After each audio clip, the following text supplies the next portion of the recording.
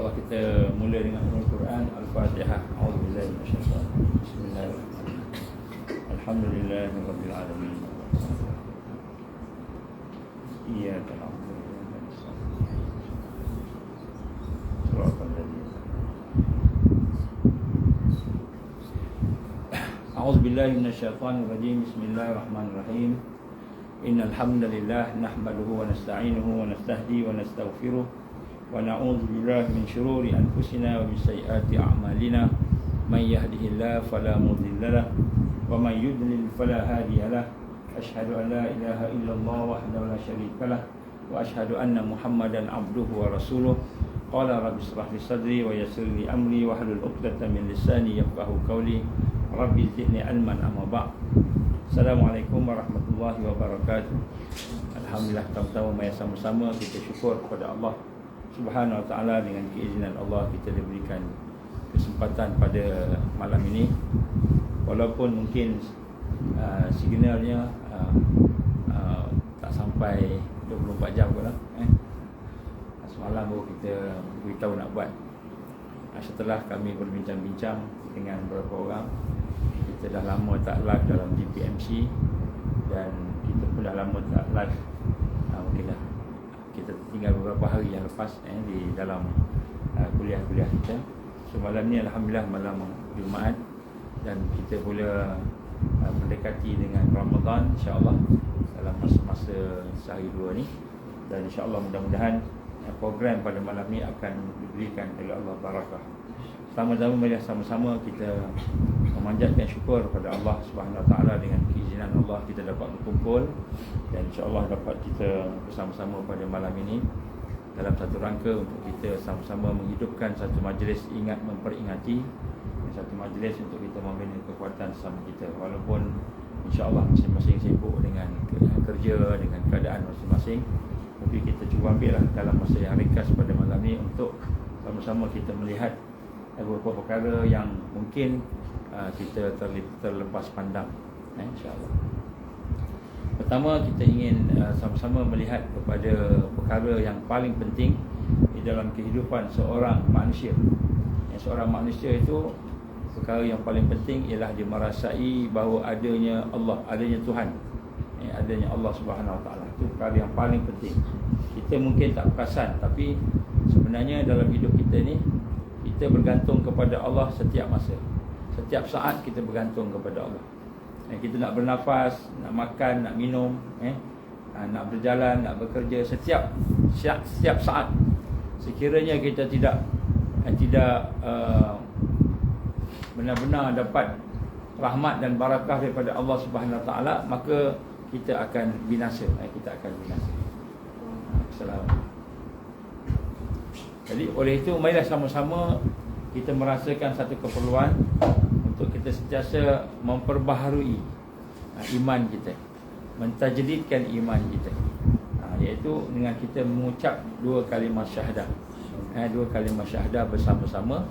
Dan insya-Allah sebagai satu latihan untuk kita. Dan bagi mereka yang bukan Islam yang ada di sana, kalau nak mengucap dua kalimah syahadah tak boleh mengucap lah, mana tahu Allah beri hidayah nanti. Siapa yang tidak mahu mengucap pun tak apa, insya-Allah. Kita meniatkan dalam hati kita.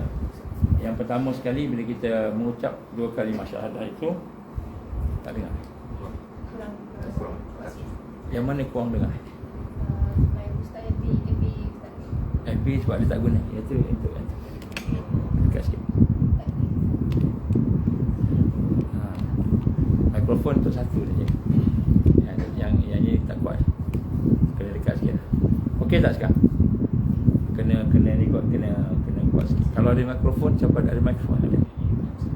Tak ada tahu rumah tak? Saya ada satu je mikrofon saya bawa. Ada satu lagi tapi Allah jadikan. Jadi insya-Allah pada malam ni sebenarnya memang agak ad hoc juga sebab kita live sekali dua. Jadi mula nak buat di tempat kita saja di Ustaz Osman tu, tapi kita buat sekali lah untuk apa namanya GPMC dah ni dah dengar GPMC untuk GPMC punya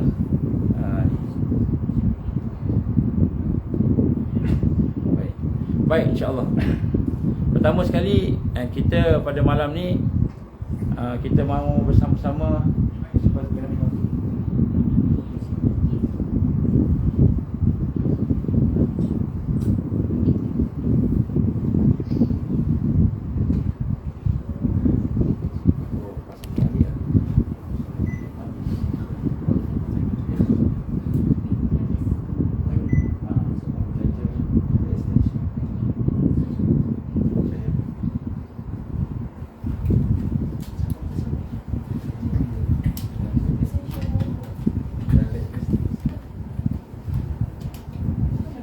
sekejap, sebentar ada technical problem sikit.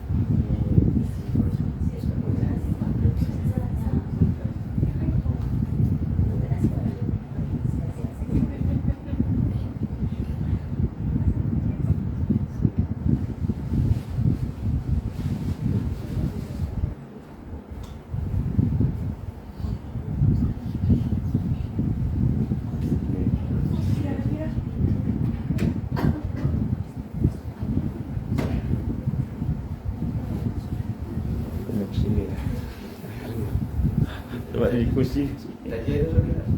Ha? Okay. Ini full yang ni kena charge. Yang ni kena charge.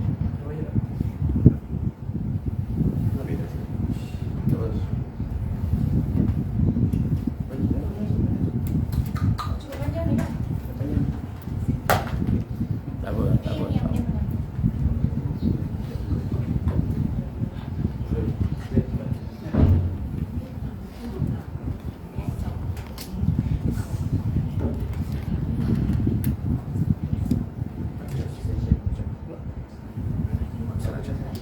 Ada charge. Taxi.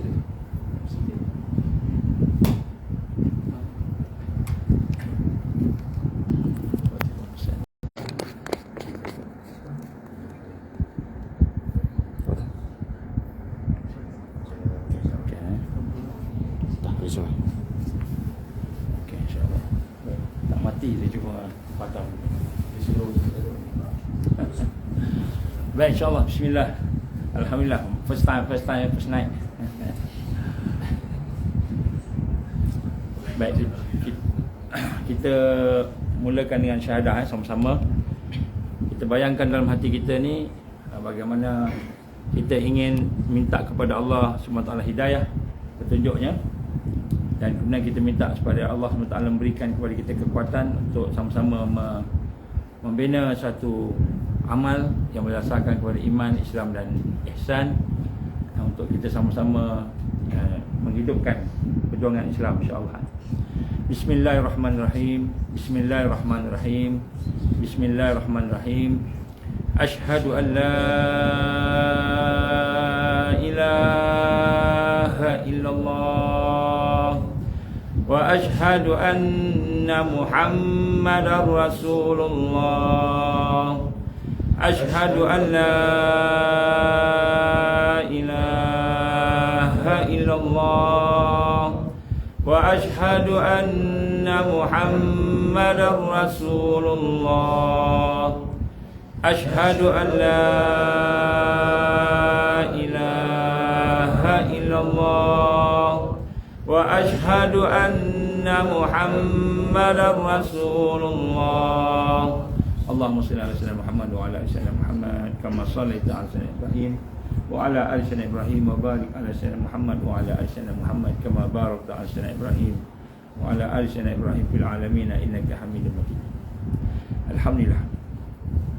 Kita bersyukur pada Allah dan sentiasa mempanjatkan syukur kita, dan alhamdulillah pada malam ini sama-sama kita mengambil peluang bersempena dengan akhir-akhir hari kepada bulan Syaban, dan kita sedang memasuki bulan Ramadan, bulan yang penuh dengan barakah. Orang-orang yang beriman, orang Islam tak sabar-sabar menunggu bulan Ramadan.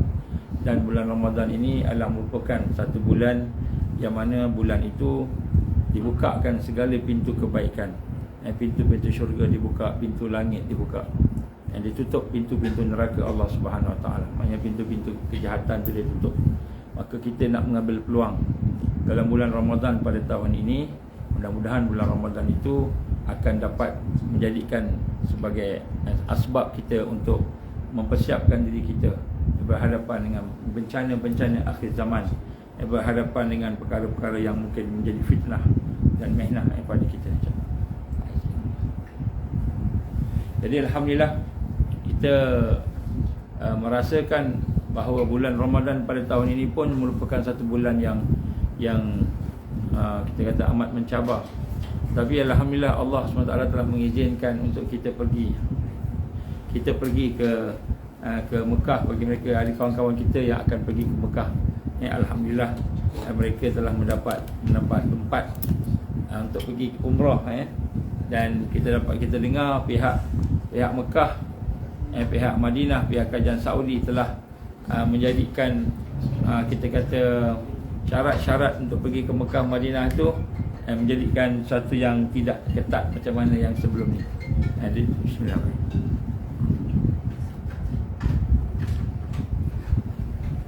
Diizinkan untuk kita masuk Mekah, masuk Madinah tanpa ada pengecek pemeriksaan vaksin yang melampau lah. Dan alhamdulillah kita dibenarkan, diizinkan untuk pergi ke sana tanpa memerlukan kepada vaksin dan sebagainya. Cumanya yang difahamkan di KLIA je lah, mungkin ada sedikit sebanyak kita kata perkara-perkara yang demikian. Walaupun kita terpaksa buat RTK test untuk ke sana sebagainya, tapi alhamdulillah sekurang-kurangnya norma baru yang telah dicadangkan oleh pihak dunia tidak berjaya dilakukan secara sempurna. Jadi ini merupakan satu kejayaan kepada umat hari ini. Allah SWT telah memberikan kepada kita berbagai-bagai ketakutan, ujian sebelum ini. Pada tahun 2019 Allah SWT menguji kita dengan tipu daya Wuhan. Saya namakan tipu daya Wuhan. Outbreak yang nampak seolah-olahnya suatu yang cukup berbahaya, sehingga kita tengok di jalan-jalan raya manusia jatuh, pingsan, mati. Saya ingat lagi satu video daripada mana tak tahu, tapi nampak macam Indonesia, di pasar, di sebuah pasar di Indonesia, di mana dalam video itu kita melihat seorang demi seorang jatuh, menggetar jatuh, kejang macam mati lah, pingsan ke mati ke. Itu masa peringkat awal dulu outbreak di Wuhan. Di Indonesia seolah-olahnya yang telah merebak satu jenis virus yang lebih hebat daripada Ebola. Ebola ni dia boleh keluar darah daripada mata, daripada telinga. Jadi seolah-olahnya macam itulah virus yang begitu hebat sekali. Di Wuhan kita melihat sampai peringkat terpaksa video-video yang dululah awal-awal dulu kan kita tengok, terpaksa pihak keselamatan di China seolah-olahnya membunuh rakyat, yang menembak supaya tidak merebak dan sebagainya, macam dalam TV lah sebiji. Jadi alhamdulillah setelah beberapa ketika kita menjalani PKP dan menjalani kita kata norma barulah dalam pandemik, pada peringkat awal ni memang menakutkan semua orang. Sehingga saya ingat lagi, saya pun terpaksa menjalani PKP di Johor. Masa tu duduk di rumah mak, dan tinggal di rumah mak pada masa tu, sebab fikirkan kalau tak boleh keluar masuk sekurang-kurang saya adalah nak tengok mak dia dah tak berapa, dah tua lah. Jadi duduk di Johor lebih kurang setahun duduk di situ. Walau bagaimanapun alhamdulillah lah boleh berjalan ke sini, boleh jalan tapi cumanya PKP itu menakutkan semua orang. Kita pun rasa takut sampai sekarang, masih lagi perasaan takut tu. Ada kawan-kawan kita yang terkena COVID-19. Kenanya tak ada simptom, tapi dia rasa macam dia sakit. Duduk dalam rumah, dalam bilik pun pakai mask. Jadi kita lihat ketakutan sampai melampau-lampau begitulah. Dan kemudian tambahan lagi, pendedahan demi pendedahan kita lihat kes-kes positif makin lama nampak makin banyak, sampai peringkat puluh ribu, pernah sampai 20 ribu sampai 30 ribu. Jadi kita lihat menakutkan orang. Sedangkan persentage orang yang benar-benar mati akibat COVID-19 ni, kita tengok betul-betul daripada awal dahulu sampai sekarang pun sebenarnya tidaklah begitu banyak, walaupun ada, itu tidak nafikanlah. Jadi keadaan menjadi lebih stres lagi apabila PKP mula diketatkan. Sebahagian tempat PKPD nak keluar pun tak boleh, ditaruhnya wire yang berduri-duri tu keliling kepada taman. Kalau taman tu kena PKPD, satu taman kena keliling, kena kepung kan. Saya ingat lagi di Sunway, duduk di atas apartmen, dikepung, tak boleh keluar, sampai orang-orang marah, baling apa-apa yang ada ke atas, tak ada makanan dan sebagainya. Jadi peristiwa demi peristiwa yang menakutkan itu telah mula berlaku, dah berjalan, dan akhirnya kita sampai pada peringkat hari ini, kita sampai pada peringkat vaksinasi pula. Jadi program vaksinasi telah berjalan dan sekarang ini telah masuk pada fasa kedua, ketiga agaknya, sampai kepada peringkat dos penggalak. Dos penggalak ni dos ketiga ni, yang telah mula dipaksa supaya mereka semua ambil dos penggalak. Siapa yang tak ambil dos penggalak akan dibatalkan dos pertama dan kedua. Jadi saya sebenarnya bila mendengar, kita recap balik apa yang disebut oleh Menteri Kesihatan, apa yang disebut oleh DG Nur Hisham berkenaan dengan dos penggalak, dos yang ada tu. Mula-mula digambarkan kita ambil dos 1, lepas tu dia ambil kena ambil dos 2 pula kan. Lepas tu sekarang ni dah dos penggalak, dan sekarang ni dah ada dos keempat, dos penggalak keempat kan. Jadi dan kemudian ke-5, ke-6 dan ke-7 dan mungkin ada ke-8. Jadi makin lama rakyat melihat ini seolah-olahnya satu sandiwara lakonan demi lakonan yang dilakonkan oleh pelakon-pelakon utamanya, yang daripada dibintangi oleh seorang daripada India asalnya, dan kemudian dia dilahirkan di negeri Arab agaknya kan, dan kemudian dibesarkan di bersekolah menengah di Singapura kan, tak sekolah pun kat sini kan. Lepas tu tiba-tiba jadi menteri di Malaysia. Jadi bila jadi menteri kat Malaysia kan, propaganda yang dilakukan tu cukup mencurigakan kita. Hari ini bila kita sentuh, kita kata institusi genom Malaysia tidak tahu pun apa yang berlaku kepada apa yang ada dalam ingredient vaksin tu. Hari ini Institut Genom telah bertukar Institut Genom dan Vaksin Malaysia. Ada tambah vaksin kat belakang. Nak menunjukkan bila vaksin tu genom kita punya lah. Lebih kurang begitu. Sedangkan sahabat-sahabat kita di genom tak tahu pun apa yang berlaku. Jadi kita melihat keadaan semakin bertambah sehingga berlakulah hari ini seperti mana yang terakhir kita dengar tentang PRN yang berlaku di Johor. PRN di Johor ni dalam keadaan orang yang positif lebih daripada 20,000. Orang positif lebih daripada 20,000. Tapi PRN di Johor diteruskan juga. Tak ada apa-apa masalah. Dan alhamdulillah kita tengok tak ada masalah pun kan. Jadi inilah perkara yang berlaku, dan alhamdulillah pada bulan Mac, awal bulan Mac kalau tak silap saya, 8 bulan Mac kalau tak silap, apabila Yang Amat Berhormat Perdana Menteri Malaysia Datuk Seri Ismail Sabri telah memberikan pengumuman bahawa dimansuhkan kewajipan untuk dos 1 dan dos 2 termasuk dos penggalak bagi mereka yang mahu pergi bekerja. Dimansuhkan kewajipannya, dan dimansuhkan juga kewajipannya untuk pergi travelling ke mana-mana. Ini disebut oleh Yang Amat Berhormat Perdana Menteri Datuk Ismail Sabri. Jadi apabila dia telah buat pengumuman demikian, dan pengumuman itu mula tersebar ke seluruh negara kita, tiba-tiba ada pula pengumuman daripada Menteri Kesihatan kita sebut tadi, mengatakan wajib pula kena ambil. Siapa tak ambil penggalak, maka dia tak boleh dia tidak divaksinkan.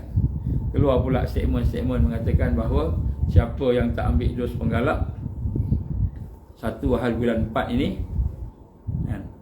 maka dia akan jadi unvaccinated semula, seolah-olah dia tak ambil dos 1, dos 2. Maka berlumba-lumbalah mereka yang terikut dan tertakut dengan Menteri Kesihatan itu untuk mengambil dos yang ketiga, walaupun Perdana Menteri telah mengatakan tidak diwajibkan, dimansuhkan kewajipannya.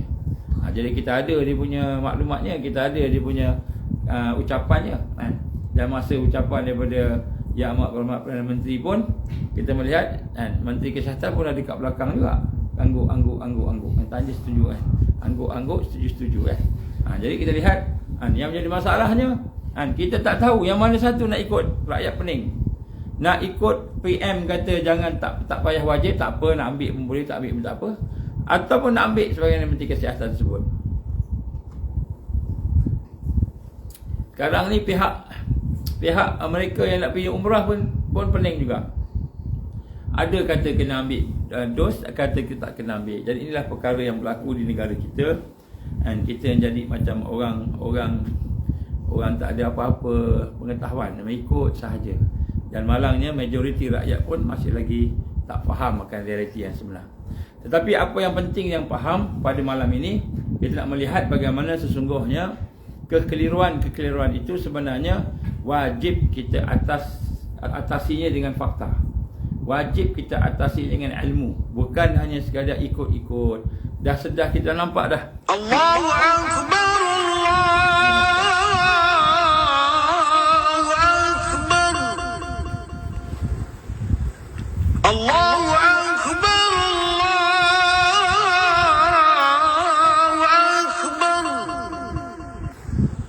Kita bagi asyhadu an la ilaha illallah,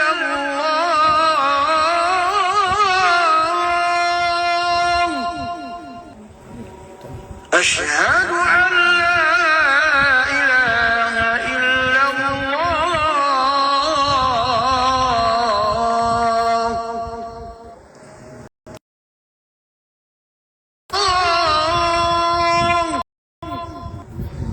أشهد أن محمدا رسول الله لا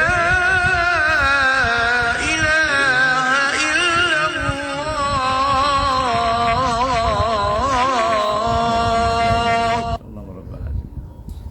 Jadi realiti di Malaysia ni kita melihat masih realiti di Malaysia ni banyak kita dalam kekeliruan, hidup rakyat dalam kekeliruan.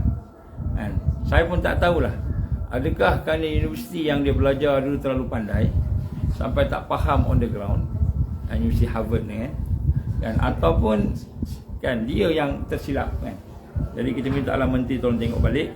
Dan inilah perkara yang sedang berlaku bagi kita di pihak GPMC. Bagi pihak GPMC kita merasakan kita perlu meneruskan perjuangan kita. Cumanya sekarang ini untuk pengetahuan tuan-tuan, puan-puan, GPMC sudah mula dikenali, sudah mula popular. Jadi hasil daripada itu kita lihat sebahagian daripada orang-orang yang terlibat dengan GPMC ini telah mula didekati oleh orang-orang tertentu. Ada yang dapat tawaran, ada yang macam-macam. Dan begitu juga kita dapat melihat ada sebahagian pula yang tidak dapat menahan nafsunya. Niat asal GPMC untuk membantu rakyat. GPMC ini gerakan postmortem pandemic COVID-19. Jadi gerakan postmortem pandemic ini asal penubuhannya ialah untuk membantu rakyat yang telah teraniaya dengan sebab berlakunya pandemik COVID-19. Asalnya nak membantu rakyat, asalnya untuk membina satu gelombang untuk bertanya kepada pihak-pihak tertentu dalam kerajaan, yang mana dalam kerajaan ada pihak-pihak yang kita dapati tidak telus. Banyak soalan-soalan yang kita tanya tidak berjawab. Malahan banyak fakta-fakta yang diberikannya tidak tepat. Saya bagi satu contoh. Bagaimana dia menggambarkan satu ketika bahawa pandemik COVID-19 ni ialah satu yang amat berbahaya. Siapa yang kena pasti mati. Itulah kira-kiranya. Kalau tak mati pun sakit teruk, koma, ditidurkan dan sebagainya. Jadi apabila satu kumpulan daripada doktor-doktor KKM datang ke sebuah tempat di Johor, tempat di Johor, satu tempat lah, tak sebut kampung mana, itu kampung Tengah Serang pula. Jadi apabila diberikan penerangan oleh doktor-doktor dari KKM yang menyatakan kepada orang-orang kampung, termasuklah salah seorang kawan kami, ketua kampung situ, dia cakap, wahai pakcik-pakcik, anak-anak, adik-akak, dia kata, tolonglah faham bahawa COVID-19 ni satu pandemik, virus yang menular, yang boleh membawa kepada berbahaya kepada kampung. Maka kampung-kampung kita ni kena kawal, kena jaga. Kita kena jaga kesihatan kita. Kalau kena merebak, dia akan membawa pada kematian. Inilah kata-kata Dr. KKM ketika berada di kampung tersebut. Dan kemudian dia kata, kalau mengebak satu rumah, mati satu rumah nanti. Sebab itu kena ambil vaksin semua. Maka tuan-tuan perempuan, dia kata, ambillah vaksin. Itu kata-kata dia. Kalau tak ambil vaksin, mati. Itulah kata-katanya, lebih kurang yang digambarkan kepada saya oleh ketua kampung daripada kampung berkenaan. Yang sebut kat sini, apabila telah berlaku keadaan demikian, maka orang kampung pun takut. Bila nak ambil vaksin doktor, bila nak ambil vaksin doktor. Sebab ada yang kena, yang menjangkit dan sebagainya. Tetapi apabila satu soalan ditanya oleh ketua kampung yang ada di sana, bismillah. Saya minta izin minum, tekak kering. Sebab tu suara ni baru ada. Baru ada. Nak kena simpan sikit. Jadi kena minum air banyak sikit supaya mudah-mudahan tekaknya tak kering. Jadi ketua kampung tu tanya dengan doktor tu. Ni kisah benar ni. Tapi saya tak ada cakap kampung mana. Lagi kampung terkena serang dengan KKL. Maka dia tanya apa? Dia kata, doktor, saya nak tanya. Saya ketua kampung. Dia ada jaga beberapa kampung. Maka dia kata, macam mana tuan doktor kata penyakit ni adalah penyakit yang berbahaya, menjangkit. Kalau kena boleh bawa kematian. Sedangkan daripada pemerhatian saya kepada orang kampung yang saya jaga, dia kata, kalau dalam satu rumah tu seorang isteri kena positif COVID-19, suami dia negatif. Sedangkan dia duduk sekali, bukan duduk sekali, tidur sekali. Kemudian dia kata anak-anak dia pula, kalau si abang tu positif, adik-adik tak positif, negatif. Macam mana boleh kita katakan benda ni berbahaya? Satu rumah ada yang kena, ada yang tak kena. Kalaulah benda tu boleh merebak, tentulah seorang kena, satu rumah kena. Dengan kambing-kambing, ayam-ayam semua kena. Jadi dia kata tak kena. Tak mati pun. Dan mereka yang kena pula, kata ketua kampung ni, orang kampung, dia tak pergi Universiti Harvard, tak pergi. Tu dia tanya soalan. Kalau pergi Universiti Harvard, dia tak tanya soalan, dia dah tahu depan dia. Jadi dia tanya, macam mana doktor?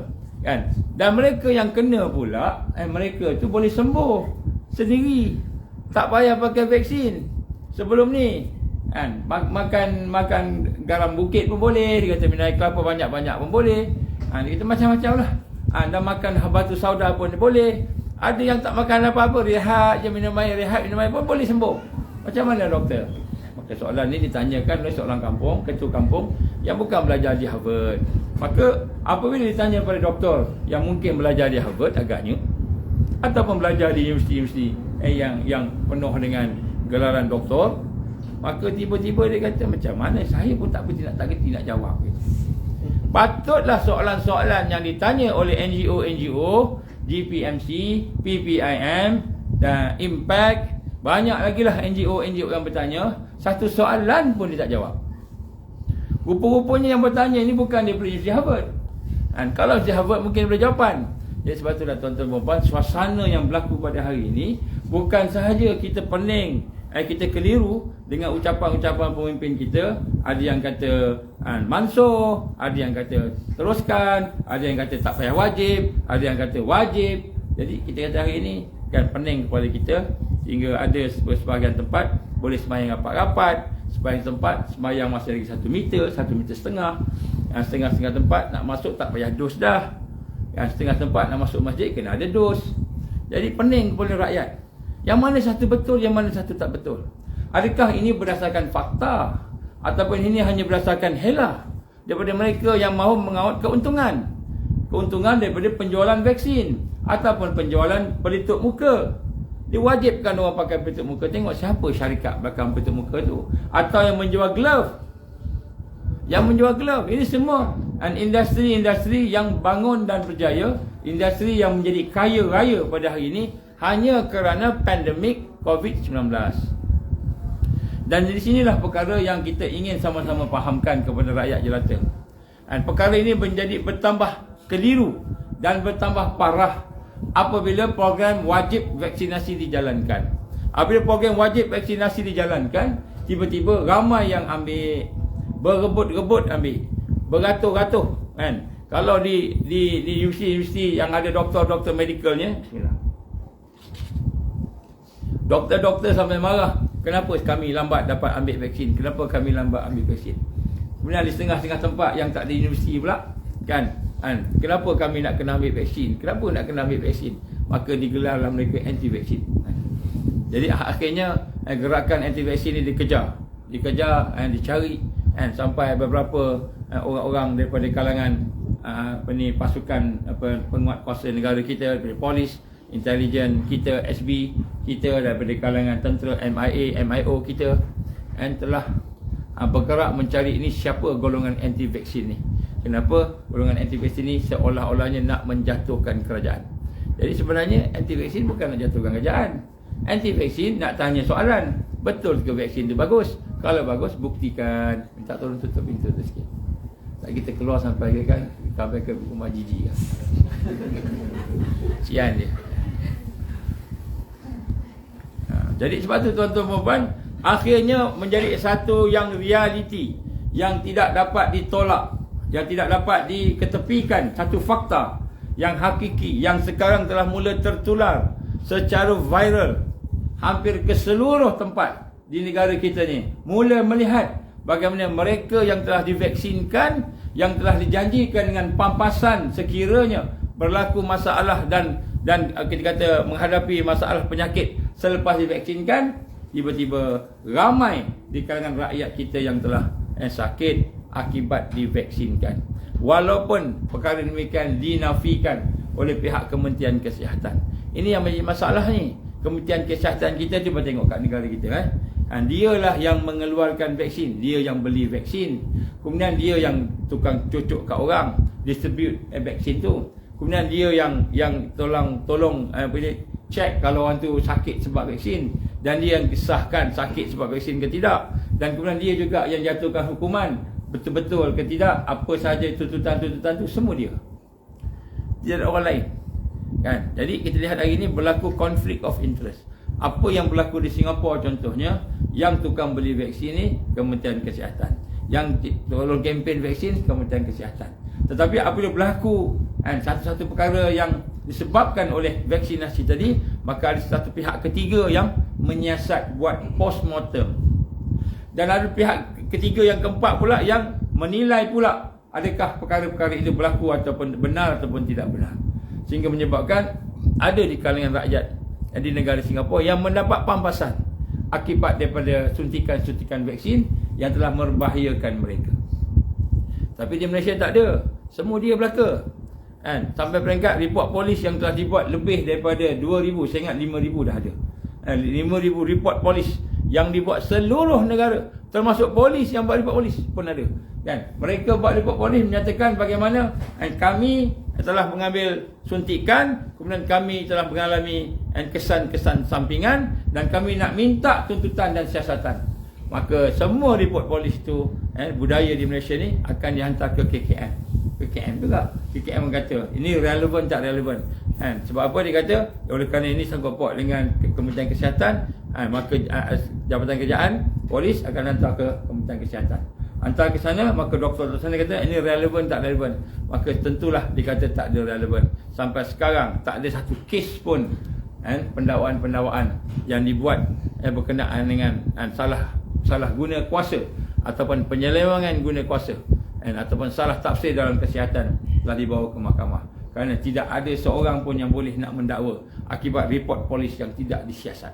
Polis tak siasat bila pihak Kementerian Kesihatan menyatakan bahawa yang ini tak ada apa-apa, ini tak betul, ini tak betul, ini tak betul. Akhirnya lebih daripada 2,000 report polis yang dibuat tidak pergi ke mana-mana. Inilah yang ada dalam negara kita, Malaysia yang tercinta.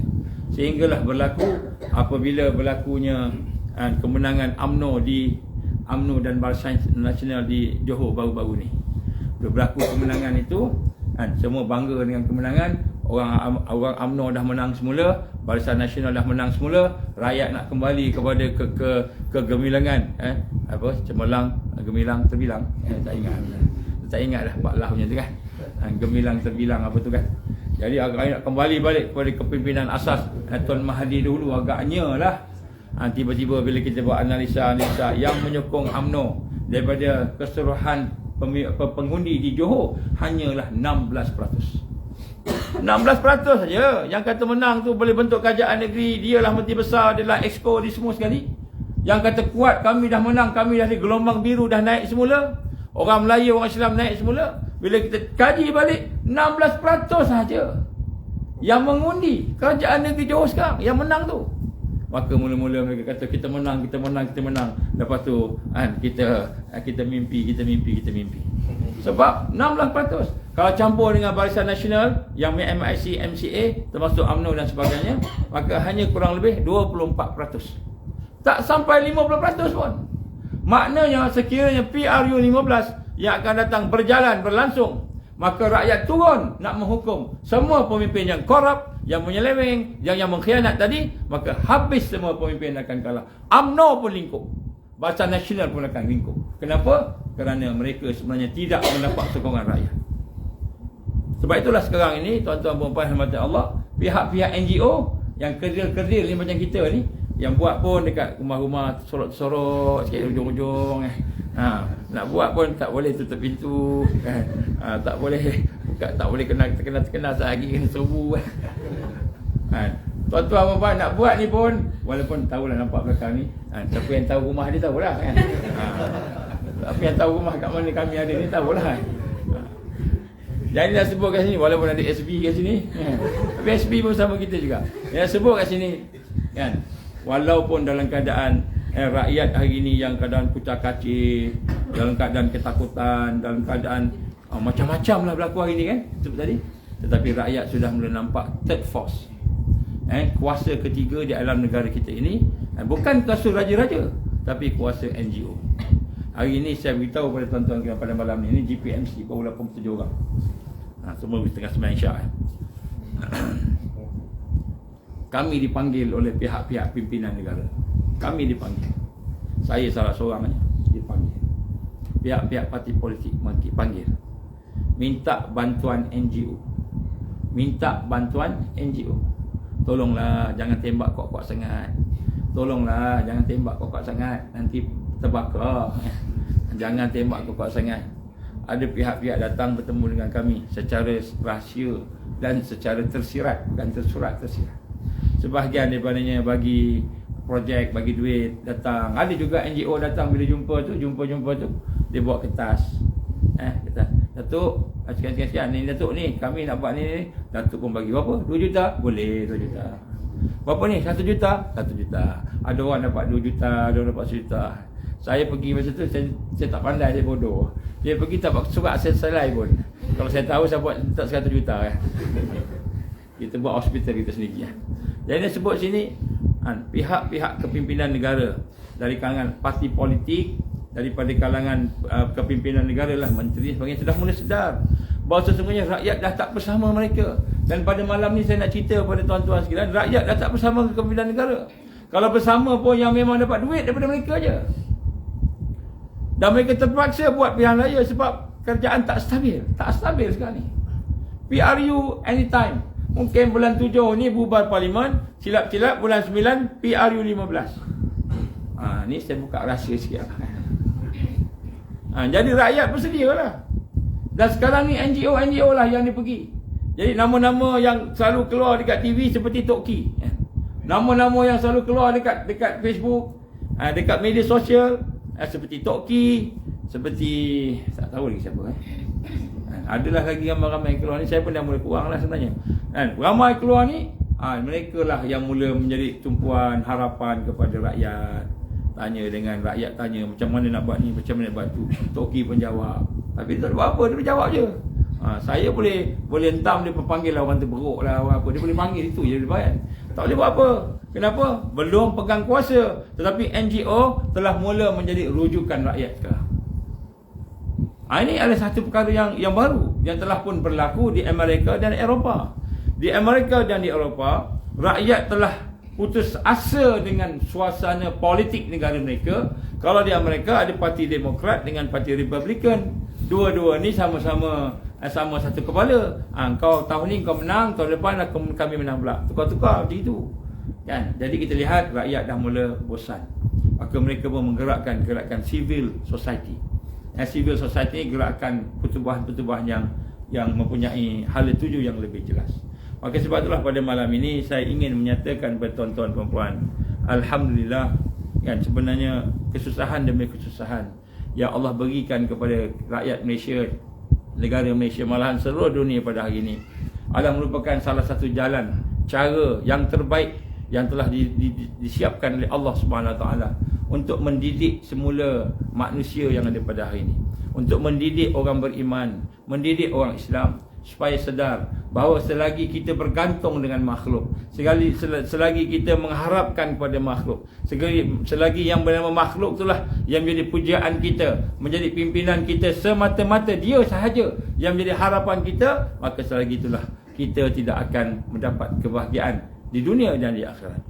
Kita hanya akan dapat kebahagiaan, kekuatan, keselamatan, keamanan setelah kita meletakkan Allah sebagai kepimpinan kita, Allah sebagai Tuhan yang bukan sahaja sebagai Tuhan, dia yang memimpin, mendidik, membantu dan mengurus kita. Kita kembali balik semula kepada petunjuk daripada Allah Subhanahu Wa Taala. Kita kembali semula kepada petunjuk daripada Rasulullah sallallahu alaihi wasallam. Bagi orang beriman jelas. Kalau kita hanya berharap kepada pemimpin-pemimpin yang walaupun nampak ada janggut dan serban, walaupun nampak ada kopiah yang tebal, jubah yang hebat, tetapi selagi mereka bernama manusia dan selagi mereka terikat dengan sistem korup yang ada dalam negara kita, maka nama tuan guru, nama kopiah, nama serban, nama jubah tidak akan terkeluar daripada corruption tersebut.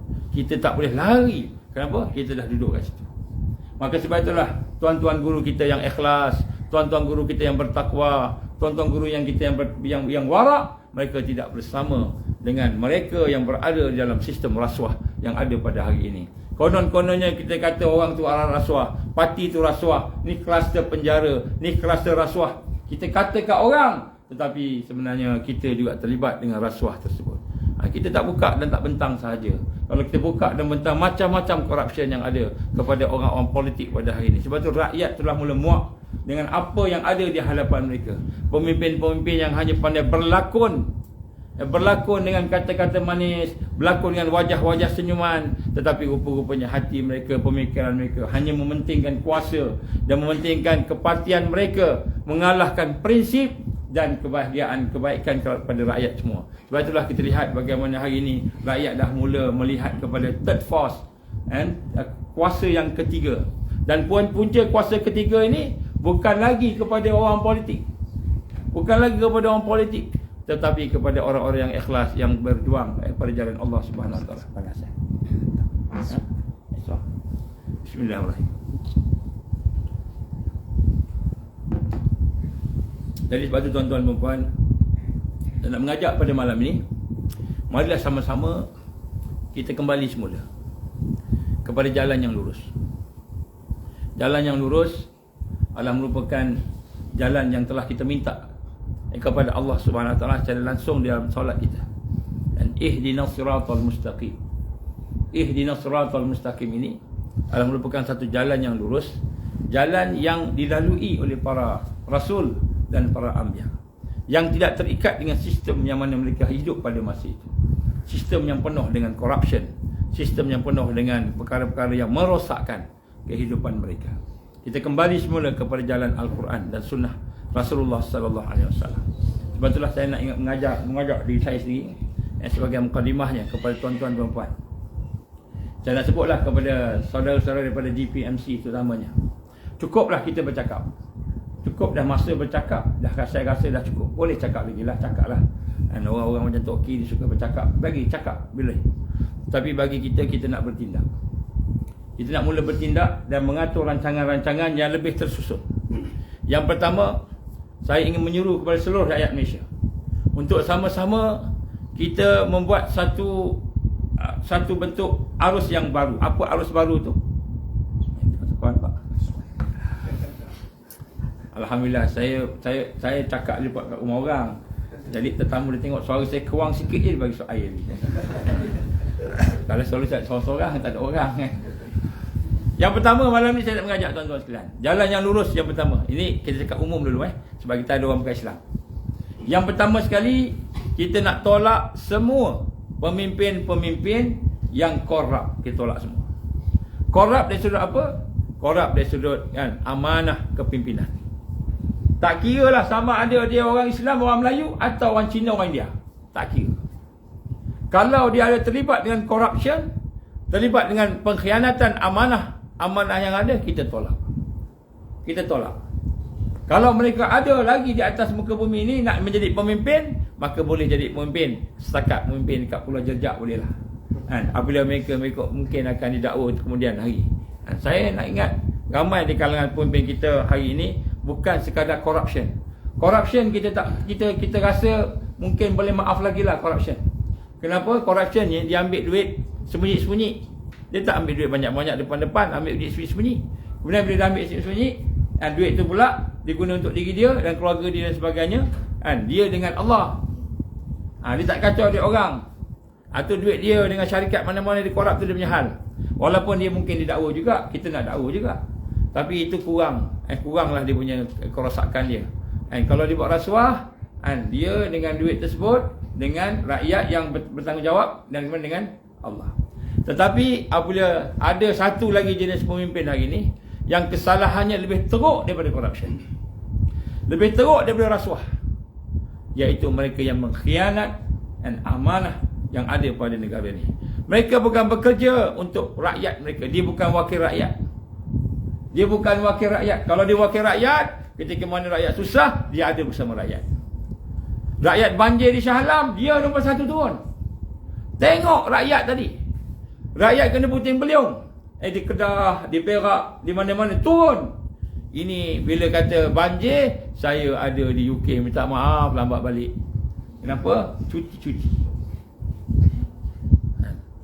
Dia boleh pergi ke mana-mana saja. Dah jadi pemimpin ni, patutnya tak boleh pergi mana. Dah, duduk rumah je. Tunggu panggilan kecemasan je.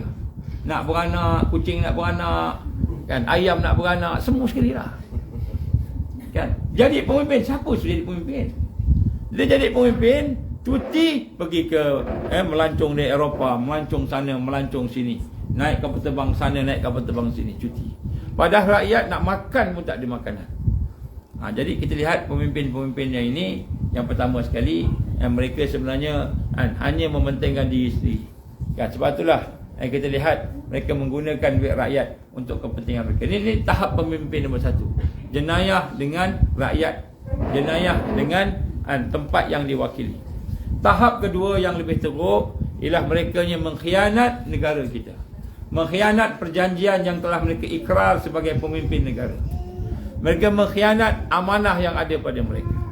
Malahan pengkhianatan mereka menyebabkan negara kita jatuh ekonominya. Ramai yang bankrupt, tak ada kerja, habis, menganggur. Mengkhianat menyebabkan anak-anak kita terpaksa mengalami kesakitan, mengalami kesan-kesan sampingan. Orang tua-tua kita yang sepatutnya hidupnya panjang lagi meninggal dunia. Orang-orang muda yang sihat-sihat yang mati ni, kan, bila meninggal dunia pemanah negara, kalau kita ingat lagi, siapa nama dia? Siapa ingat? Pemanah negara meninggal dunia. Pemanah negara Aiman. Bila meninggal dunia tu kita ingat, kan, jarang orang yang sihat. Pernah sebelum ni kita dengar orang yang main bola, orang yang memanah ke, orang yang cycling ke, orang yang sihat ni mati sakit jantung. Bukan dia dah tua, muda lagi.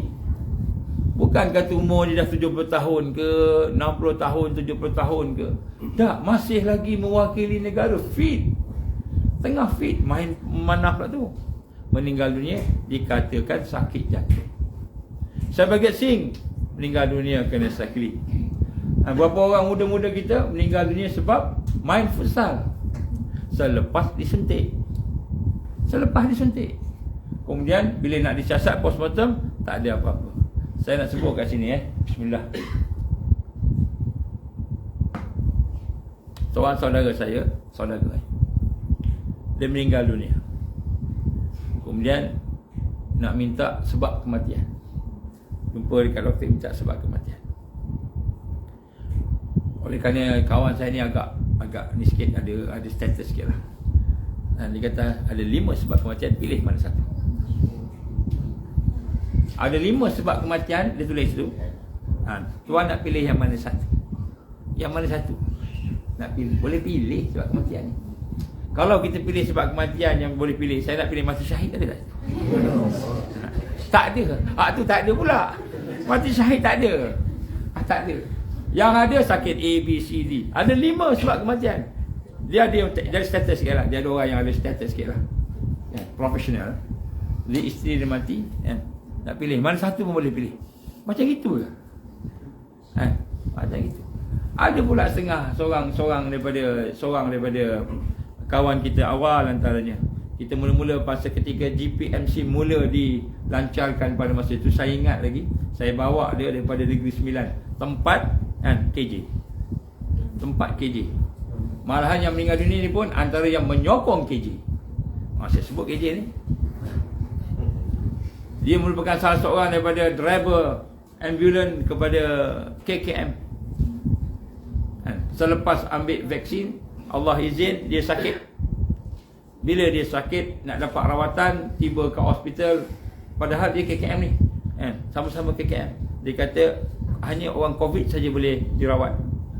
Maka dia menggigil-gigil sikit, nak bawa kepada klinik swasta. Klinik swasta tendang balik, pergi ke hospital, cek balik, tak tahu bendanya.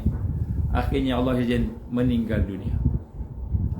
Meninggal dunia kan, tak ada sebab apa, dia orang bagus, okey kan, orang kesihatan.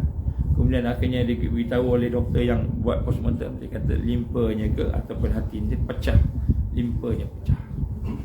Bila cakap dengan doktor swasta yang dirawat tu, bila doktor tanya apa khabar suami kamu sebagainya, kata meninggal dunia, limpa pecah. Dia kata limpa pecah hanya 2 sebab. Hanya pertama accident menyebabkan pecah, ataupun jatuh selepas tinggi menyebabkan pecah.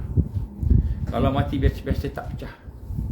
Tak pecah. Jadi nak sebut kat sini sesuatu yang agak meragukan. Terlalu banyak kes-kes yang meragukan.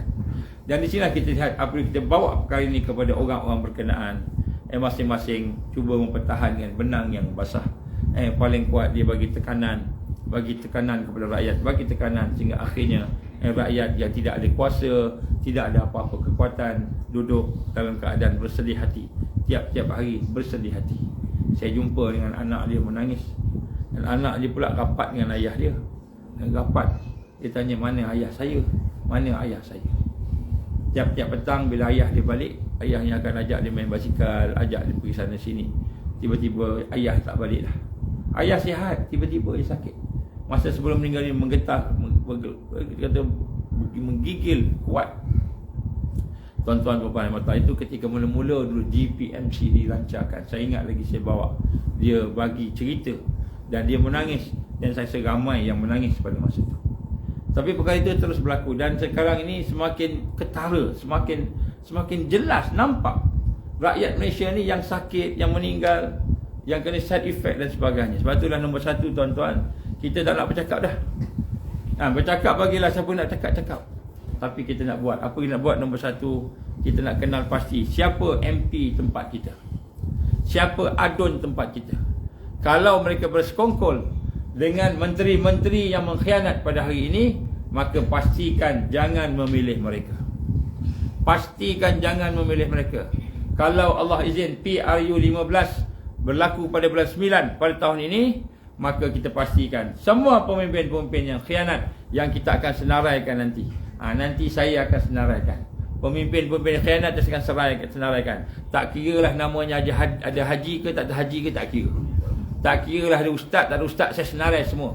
Siapa yang mengkhianat, kita akan buat senarai wanted nanti. Wanted Menteri Kesihatan. Top nombor 1. Wanted geng-geng dia yang menyokong sama dia. Saya jumpa orang KKM. Bukan saya tak jumpa kawan-kawan ramai, doktor ramai juga KKM. Sebahagian dari mereka tak sanggup dah. Malah dia kata, ni semua KJ punya hal, ni semua KJ punya hal. Cakap macam itu. Bukan saya cakap, dia orang cakap. Tapi dia orang tak berani. Baik, menteri-menteri wanted kita akan senaraikan. Senarai wanted. Ni saya cakap tak boleh orang buat ni. Saya lagi nak keluar senarai wanted. KJ kan, MP Rembau kan. Lepas ni apa? Pulau Jejak. MP Pulau Jejak pula. Kan. Kemudian menteri sekian, satu-satu kita akan buat. Kemudian wakil rakyat pula, don sekian. Jadi kita NGO akan buat senarai wanted. Orang ini jangan lantik, jangan pilih. pilih orang lain.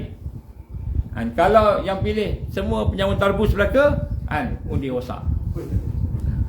Kita akan keluarkan kenyataan kita nanti, insya-Allah. So nombor 1 GPMC, saya berharap ada di kalangan GPMC hari ini, minta maaf, ada di kalangan GPMC kawan-kawan kita yang telah menyeleweng, ada yang dah menyeleweng. Dia jadikan GPMC sebagai tempat berniaga. Dia kata GPMC ni dia punya. Ni saya punya ni, GPMC ni aku punya. Apa dia kau nak buat? Aku nak berniaga, ada 40,000 kat situ. Maka dia menggunakan nama GPMC untuk berniaga sini, berniaga itu, berniaga ini, berniaga itu. Jual tanah lah, nak buat Muslim Village. 200 ekar buat tanah Muslim Village, dia minta seorang 5,000. Dapat tak dapat tak tahulah tuan-tuan, jangan percaya. Kalau tuan-tuan tak percaya, dengarlah cakap saya ni. Kalau tak percaya juga, buatlah. InsyaAllah rugi. Vending machine, meniaga vending machine, meniaga banyak macam meniaga. Tak kira siapa dia. Minta maaf saya sebut tuan-tuan puan, minta Allah Subhanahu Wa Taala. Jadi nombor 1, pemimpin yang khianat kita akan buang, kita akan tolak. Ni kita hari ni kita diam, relax je, tak apa, tak ada masalah. Besok bila sampai waktu, kita ada orang yang kita nak suruh jadi sebagai pemimpin yang baru. Jadi orang-orang ni tak kira parti lah. Kita tak kira parti. Mungkin dia parti PAS, mungkin dia parti UMNO, mungkin dia parti PN apa? Pakatan Nasional, Perikatan Nasional. Mungkin dia parti apa? Tak kira lah. DAP je jangan. Sebab DAP saya kenal dia. Saya kenal DAP. So, kalau orang DAP, keluar DAP, masuk parti lain. Sebab dia ada kaitan dengan Israel, ada kaitan secara langsung dengan Israel. Ni memang kita kaji, ada. Jadi orang yang kaitan dengan internasional, kita buang. Walaupun dia cakap Islam, janggut panjang, serban panjang, saya wakil roket, buang. Dia hanya puppet saja. Saya minta maaf, saya memang buat kajian. Kita tahu bagaimana perancangan mereka, siapa di belakang mereka. Mossad di belakang mereka. Mossad. Jadi kita terpaksa. Ini bukan sebab saya UMNO, saya bukan orang UMNO. Saya pun bukan orang PAS. Walaupun saya sokong Parti Islam, Parti Melayu, saya sokong. Saya tak pernah jadi ahli mana-mana parti politik, alhamdulillah. Bukan saya tak sokong, saya sokong sahabat-sahabat kita ramai. Ada sahabat-sahabat yang kita baik, kita akan sokong, insya-Allah. Ada kawan-kawan kita yang ikhlas, kita akan sokong. Ada. Dalam PAS pun ramai, dalam UMNO pun ramai, dalam PKR pun ada. Yang baik-baik tu kita sokong lah. Tapi yang tak baik, yang khianat, kita pangkar. Wanted 6 Jahannam. Sebenarnya kami dah ada dah 6 Jahannam tu, kami dah ada dah. Tapi kita tak boleh declare lagi 6 Jahannam. Dah ada dah. Dah ada. Nama-nama tu dah ada. Itu senarai top.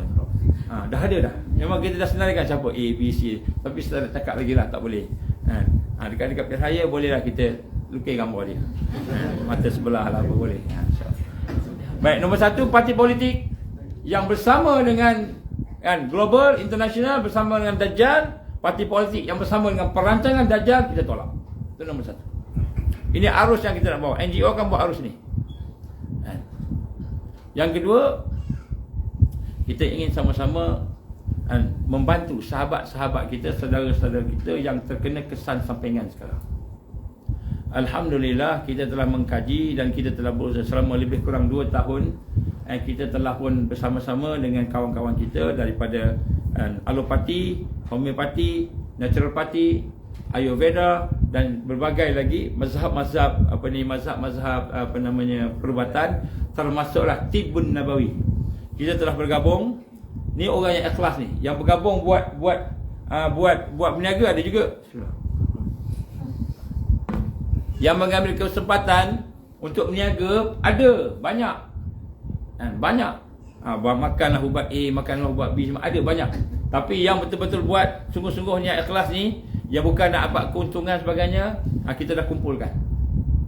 Doktor-doktor daripada kalangan alopati pun ada, dari kalangan homeopati pun ada, naturopati dan sebagainya. Ada lagi lah, ada banyak mazhab ni. Kita termasuk Tibbun Nabawi yang paling asas sekali. Maka kita kumpulkan dan kita telah kenal pasti kan bagaimana untuk kita membuat satu protokol-protokol yang boleh membantu mereka yang telah terkena kesan sampingan. InsyaAllah Ansar bersama-sama dengan GPMC akan melancarkan perkara tersebut. Kita akan lancarkan satu khidmat masyarakat untuk membantu semua yang terkena kesan sampingan, sama ada yang parah ataupun yang tidak parah, sama ada orang Islam atau yang bukan Islam. So projek ini akan dijalankan bersama oleh Ansar, pertubuhan Ansar. Ansar ni apa? Kita perkenalkan sikit Ansar. Ansar ialah pertubuhan sukarelawan rakyat. Pertubuhan sukarelawan rakyat yang telah pun berdaftar. InsyaAllah ahli-ahlinya ada di seluruh Malaysia. Walaupun pertubuhan ini baru setahun, tak sampai setahun jagung, tapi alhamdulillah mereka yang ikhlas berada di dalamnya. So kita telah pun bersama-sama dengan beberapa orang doktor-doktor yang ada, kita akan melancarkan satu program kaunseling sihat dan ceria. Kita akan lancarkan program tersebut, di mana dalam program itu kita akan berbincang dengan mereka yang telah terkena kesan sampingan. Tak kiralah kesan sampingan apa pun, insya-Allah kita cuba usahakan bantu sahabat-sahabat kita yang telah ambil vaksin kemudian sakit. Kalau sakit kita jumpa, kita bantu. So kita akan bagi nasihat makanan apa, buat macam mana sebagainya. Kemudian kita akan offer kepada mereka perkara-perkara yang boleh dibuat mengikut alternative medicine. Apa saja yang boleh buat. Dan kita dah ada ubat-ubat tersebut. InsyaAllah mereka yang datang sekiranya tak mampu, percuma. Mereka yang datang sekiranya tak mampu, kita akan bantu cari orang yang boleh bayarkan, biayakan. Kalau yang mampu, infaklah. Yang boleh mampu, infak. Sebab kita nak gunakan untuk rakyat kita. Sebab kita tahu sebahagian daripada rakyat yang ada pada hari ini, mereka sakit, mereka tak ada duit. Jadi kita telah pun melancarkan program, insyaAllah. Saya telah kumpulkan beberapa orang yang boleh cuba nak generate dana sikit. Maknanya kalau ada yang datang, mereka memang betul-betul tak mampu, asnaf, orang miskin, orang fakir, sakit, maka kita akan kata tak apa, ambil secara percuma. Tetapi sekiranya mereka ni mampu bayar, kita minta akan bayar yang minima. Bayar yang minima tak sampai pun 100, tak sampai. Jadi kita tengok ubat itu adalah ubat yang ini, bukan ni kita kata alternatif lah. Kita tak boleh cakap ubat, kasi ada KKM datang. Kan ni bukan ubat lah, ni makanan. Jadi memang makanan pun air macam ni. Sini Bismillahirrahmanirrahim, air. Saya makan minum tangan kanan lah. Kalau kat dalam tu mungkin tangan kiri kan. Dia tangan kanan ni. Dia terbalik, mirror Air rawatan air apa? Nabi pun sebut minum air banyak kan. Jadi air ni kan yang telah kita masukkan tenaga dalamnya. Macam masuk tenaga, kita goyang. Ada tenaga kinetik dia panggil. Tenaga lah tu. Macam itu je. Macam teh tarik kan. Teh tarik dia ada tenaga masuk tenaga kan. Jadi dia ada tenaga, dia ada oksigen. Jadi air biasa je. Bukan jampi. Kalau jampi masuk akta 775 pula, tak boleh. Kalau saya baca Fatihah kat air ni, Bismillahirrahmanirrahim, kalau DJ Syam tak setuju, tak boleh. Dia kata saya baca ikut telo Jawa, dia kata. Dia kena bahasa esok telo UK pun boleh. Jadi tak boleh, tak lepas. Jadi ni bukan Fatihah. Air ni tak ada baca Fatihah. Kita cuma air ni cuma apa? Goyang. Ada tenaga kinetik. Itulah tenaga dia. Tuan-tuan datang, kita akan lancarkan insya-Allah. Ini bukan cakap kosong. Kita tak nak dah. Aduan dah banyak sangat buat aduan. PATV, pusat aduan yang ada di Kuala Lumpur. Begitu aduan yang di PPIM, dah banyak sangat aduan. GPMC pun ada aduan, banyak aduan dah. Jadi sekarang ni siapa yang mengadu, datang, kita cuba offer konsultasi. Kita akan tengok, kita akan bincang. Ingat Gigi datang ni. Assalamualaikum. Jadi bila datang besok, kita akan ada orang yang akan bagi konsultasi. Contohnya, saya ada sakit jantung. Lepas ni jantung saya berdebar-debar, jantung saya rasa sakit sebagainya, macam mana nak buat? Maka kita akan bagi nasihat. Yang pertama sekali, rehat. Contohnya, kemudian minum air banyak sikit, makan yang elok-elok. Makan elok-elok ni makan apa? Contohnya makanlah halia, contohnya makan bawang putih, contohnya makanan yang sihat-sihat ni, jangan makan teh tarik, jangan minum terus. Contohnya rokok tinggalkan. Contoh, kita akan nasihatlah kehidupan yang sihat dan ceria. Dan akhir sekali tu akan adalah kita kata air bukan air jampi, air bertenaga. Macam mana air bertenaga? Kita goyang-goyang macam ni, ada tenaga dalam tu. Itulah itu lagi. InsyaAllah air yang tu kita doa sama-sama lah ramai-ramai. Mudah-mudahan orang yang ikuti program ni dia akan selamat. Jadi ini produk yang kita nak bawa. Yang kita bawa. Jadi kita nak supaya siapa saja yang sakit, yang dah ambil vaksin, penggalak sebenarnya tak apa, kita tak marah, ambil lah, tak apa. Nak ambil dos ketiga pun boleh. Kalau nak ikut cakap KJ tak apa ambil. Tapi kalau sakit, insya-Allah datang jumpa, kita bincang. Bagi mereka yang tidak ada kemampuan duit, miskin, fakir, tak ada kerja, sakit, tak ada kerja, tak mampu, kita akan bagi consultation percuma. Konsultasi percuma. Kemudian kalau ada apa-apa makanan apa yang mampu kami bagi percuma. Bagi mereka yang miskin, betul-betul miskin lah. Bagi mereka yang ada duit, mampu bayar berapa? RM40, bayar RM40. Selagi kami ada bajet lah. Kalau kita tak ada bajet, tak boleh buat apa. So insya-Allah kita akan cari dana-dana daripada sahabat-sahabat kita, kawan-kawan kita yang ada duit sikit, yang infak. Kita akan mula pada bulan Ramadan ni. Ramadan kita mula. Sebab Ramadan dah ada treatment dia. Apa dia? Puasa. Puasa tu adalah treatment terbaik untuk detox dan sebagainya. So kita akan manfaatkan bulan Ramadan. Kemudian ada doa yang mustajab dalam bulan Ramadan. So kita akan pakat-pakat siapa yang datang, tulis nama dia, tulis alamat dia, tulis sebagainya. Kita akan pakat-pakat semua nama-nama ni, akan kita pakat semua sahabat-sahabat kita doa kesembuhan untuk mereka. Jadi mereka tapi kena datang, kena jumpa. Jangan duduk siang-siang kat rumah. Seorang-seorang tu kalau bapaknya tak mampu berjalan, tak mampu bergerak, anaknya datang. Bapak ni dah bedridden dah terlantar dekat atas katil, tak boleh gerak dah. Anak datang jumpa. Kita akan buka centernya di beberapa tempat, antaranya di Johor. Di Johor dan juga di Kuala Lumpur insya-Allah. Ini kita akan bincanglah kawan-kawan kat sini kat mana kita akan bincang. SOP-nya nanti saya akan beritahu, kita nak buat, kita buat. Kita tolong orang yang sakit. Selagi ada bajet, selagi ada dana, kita bagi percuma.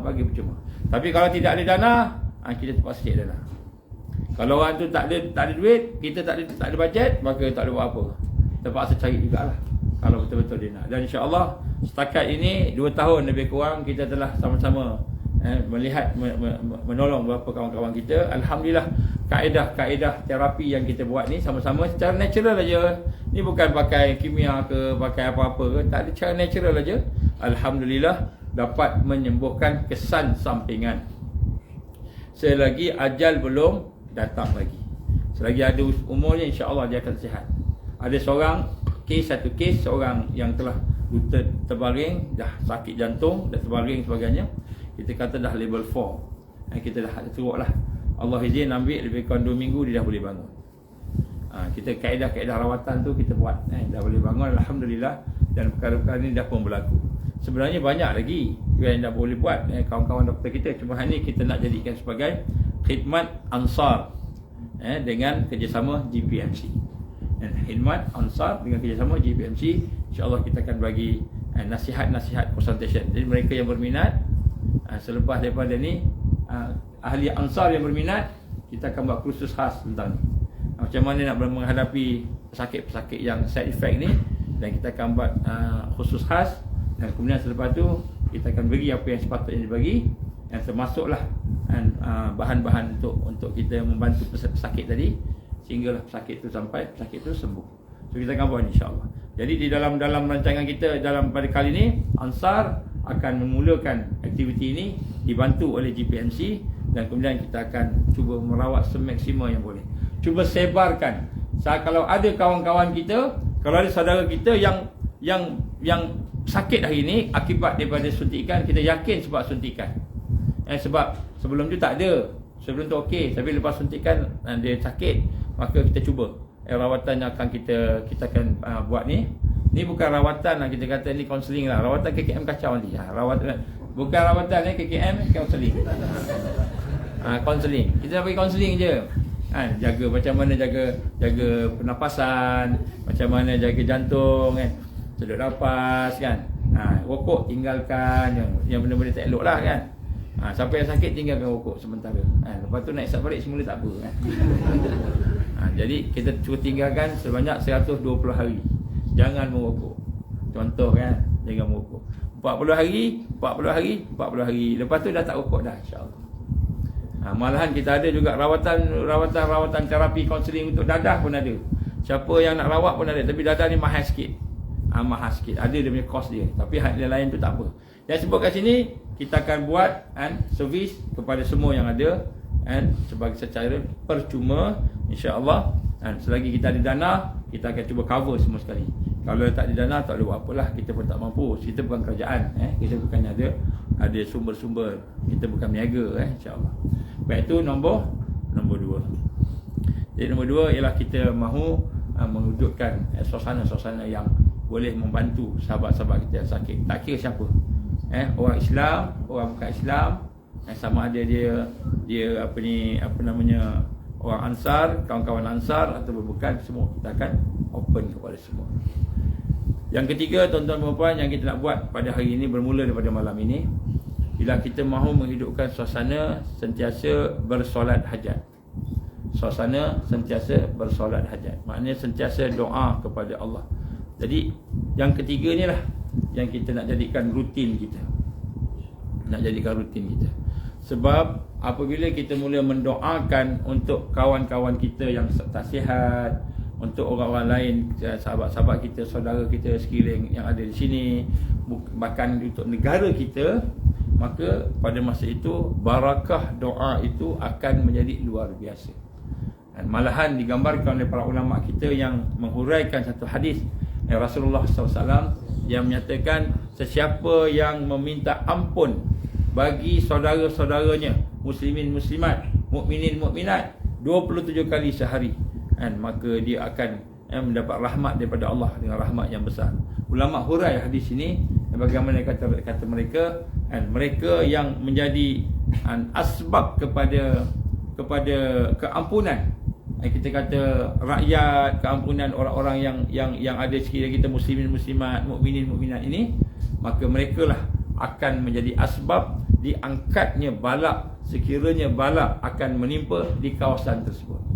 Katalah di Putrajaya, di Putrajaya sepatutnya ada balak taufan, tai puting beliung. Macam hari itu dah keluar dah, yang puting beliung sikit sampah je, tapi dah ada. Jadi katakanlah sepatutnya Putrajaya, Bangi, contohnya Kajang dan sebagainya tu, katalah Ampang, kawasan-kawasan sini ni semua, katakanlah digambarkan akan jadi satu bencana alam, balak Allah nak turunkan akibat daripada anggota yang ada di situ, mukmin yang ada di situ, yang mendoakan keampunan antara satu sama lain.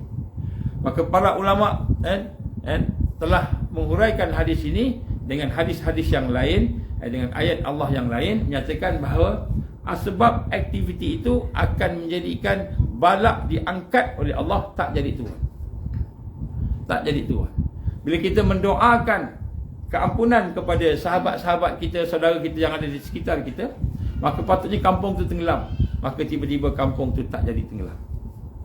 Ini dihurai oleh para ulama kita. Dan malahan ketika saya pergi ke Istanbul beberapa tahun yang lepas, bila bertemu dengan beberapa orang ulama yang sedang ada persidangan ulama-ulama antarabangsa di sana, kami bertemu dengan beberapa orang ulama yang berjuang dengan ikhlas, yang benar-benar berjuang untuk agamanya, dengan ummah.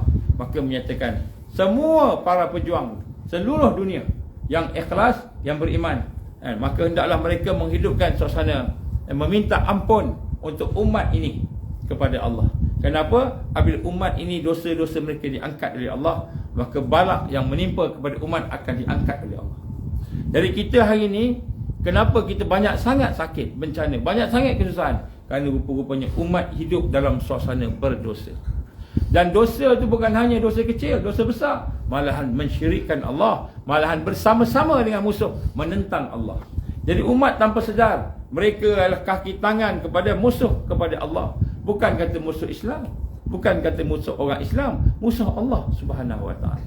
Maka sebab itulah balak yang menimpa kepada umat hari ini telah memuncak sampailah ke muncaknya akan turun Al-Masih Dajjal.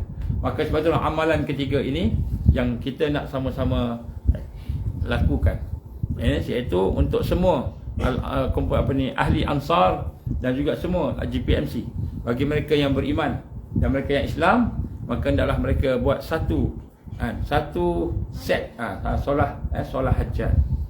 Maknanya bila kita buat solat witir tu, bila solat duha tu, kalau boleh tambah lagi 2 rakaat, buat solat hajat. Apa solat hajatnya? Minta Allah selamatkan umat Islam yang ada pada hari ini. Kalau kita kata bismillah,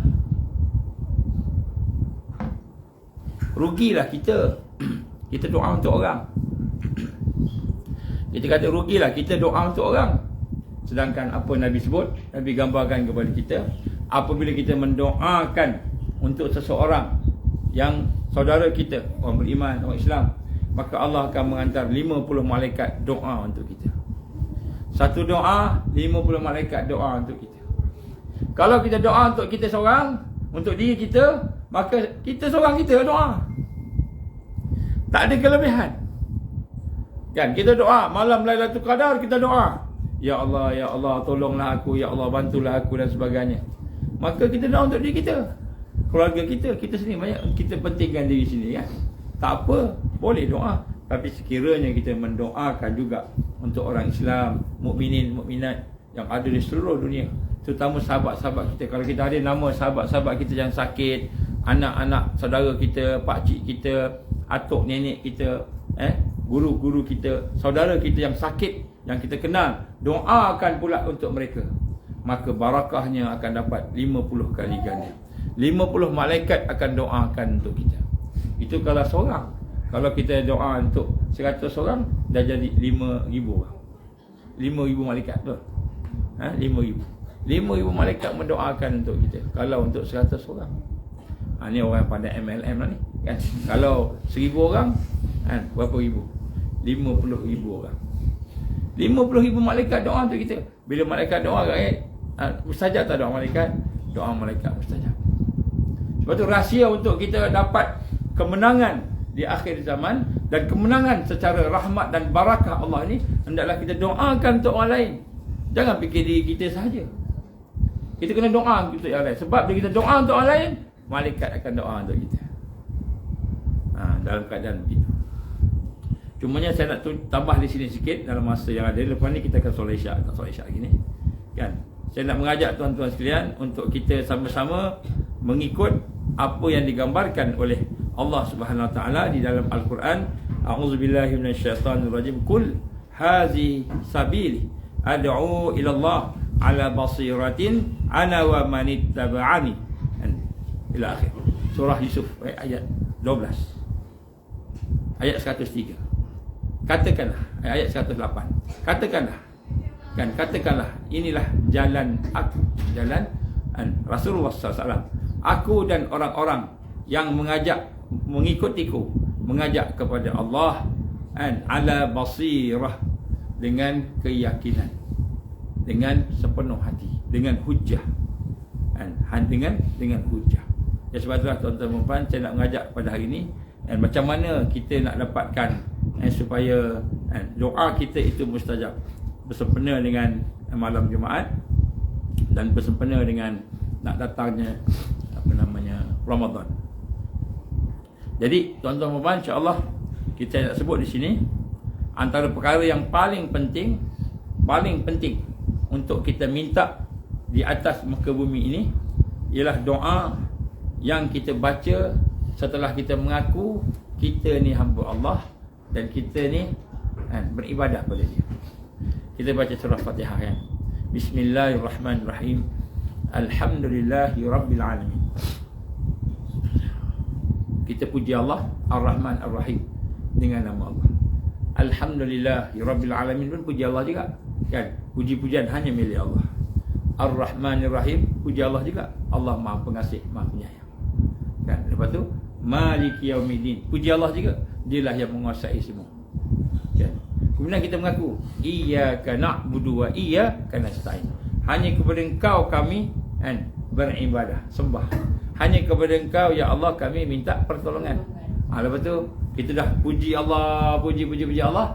Lepas tu kita dah mengaku aku ni hamba Engkau ya Allah, dan aku ni minta ke Engkau ya Allah. Apa yang kita minta? Ihdinas siratal mustaqim. Jadi Allah ajar kepada kita berdoa. Setelah kamu kenal Allah, Allah Maha Hebat, puji Allah, agungkan Allah, kita meletakkan Allah sebagai Tuhan kita yang menguasai di alam ini dan menguasai alam akhirat, Maliki Yaumiddin. Maka kita hanya kepada Engkau kami menyembah. Iyyaka na'budu wa iyyaka nasta'in. Kepada Engkau kami tak pertolongan. Ayat kelima. Ayat keenam, ihdinas siratal mustaqim. Jadi Allah ajar kepada kita perkara yang penting setelah kita mengaku sebagai hamba ialah minta supaya hidup di atas jalan yang lurus, jalan yang sebenar. Inilah perkara yang paling penting. Dan kenapa kita minta jalan yang lurus, jalan yang sebenar? Kerana hanya orang yang duduk di atas jalan yang lurus sahaja pasti dia baik, pasti beruntung, pasti menang. Jadi Allah ajar pada kita, lepas kita mengaku sebagai hamba, maka berdoa, minta. Dan doa apa? Doa sesuatu yang pasti baik. Jangan doa sesuatu yang tak pasti lagi. Yang contoh kan, kita kata, ya Allah, berikanlah kami kekuatan iman. Minta iman. Ini pasti baik. Ini kena minta. Ya Allah, berikanlah kepada kami keyakinan iman yang benar-benar. Ya Allah, berikanlah kami hidayah pada jalan yang lurus. Minta hidayah. Minta hidayah, minta iman. Ya Allah, berikan kami husnul khatimah. Ini benda yang pasti baik. Jadi nombor satu, kalau nak doa, doa benda yang pasti baik. Jangan doa yang mungkin baik, mungkin tak. Yang pasti baik. Ini doa. Ya Allah, berikanlah kepada kami syurga-Mu setelah kami mati nanti. Minta syurga. Ini benda yang baik, pasti baik. Jadi Allah perintahkan kita doa benda yang pasti baik. Jangan benda yang mungkin baik, mungkin tidak baik. Kan? Jangan minta sesuatu yang belum pasti baiknya. Seperti kan? Jangan buat sesuatu yang belum pasti kan? Minta kecuali dengan bersyarat. Dan jangan sekali-kali minta pada Allah, ya Allah, luaskan rezeki aku, halalkan, luaskan rezeki aku yang halal, luaskan rezeki aku. Jangan minta rezeki yang halal dan luas. Belum tentu rezeki itu baik bagi kita. Ya Allah, berikan aku kekayaan. Kita minta kaya kan? Belum tahu kekayaan itu baik kan? Kerana orang yang hidup miskin, dia boleh taat pada Allah. Begitu saja hidup dia jadi berubah, kaya, melimpah-limpah ruah hartanya, tiba-tiba dia jadi sesat. Jadi jangan minta benda yang tak pasti lagi, baik tak baik. Kalau kita nak minta benda yang tak pasti baik tak baik, kena ada syarat. Ada syarat kan? Jangan minta, ya Allah, luaskan rezeki aku kecuali ada syarat. Contoh apa? Ya Allah, luaskanlah rezeki aku, hamba-Mu ini jika imbaw kebaikan kepada aku. Contohnya kita nak naik pangkat. Ya Allah, Kau berilah aku pangkat itu, ya Allah, jika dia membawa kepada redha-Mu. Minta macam tu. Sebab kita tak tahu. Sebelum dapat pangkat, kita perlu semayang khusyuk, baca Quran. Dapat pangkat, tiba-tiba sibuk sangat, semayang pun tak. Jadi pangkat jadi balak. Pangkat tu balak, dia bukan kebaikan.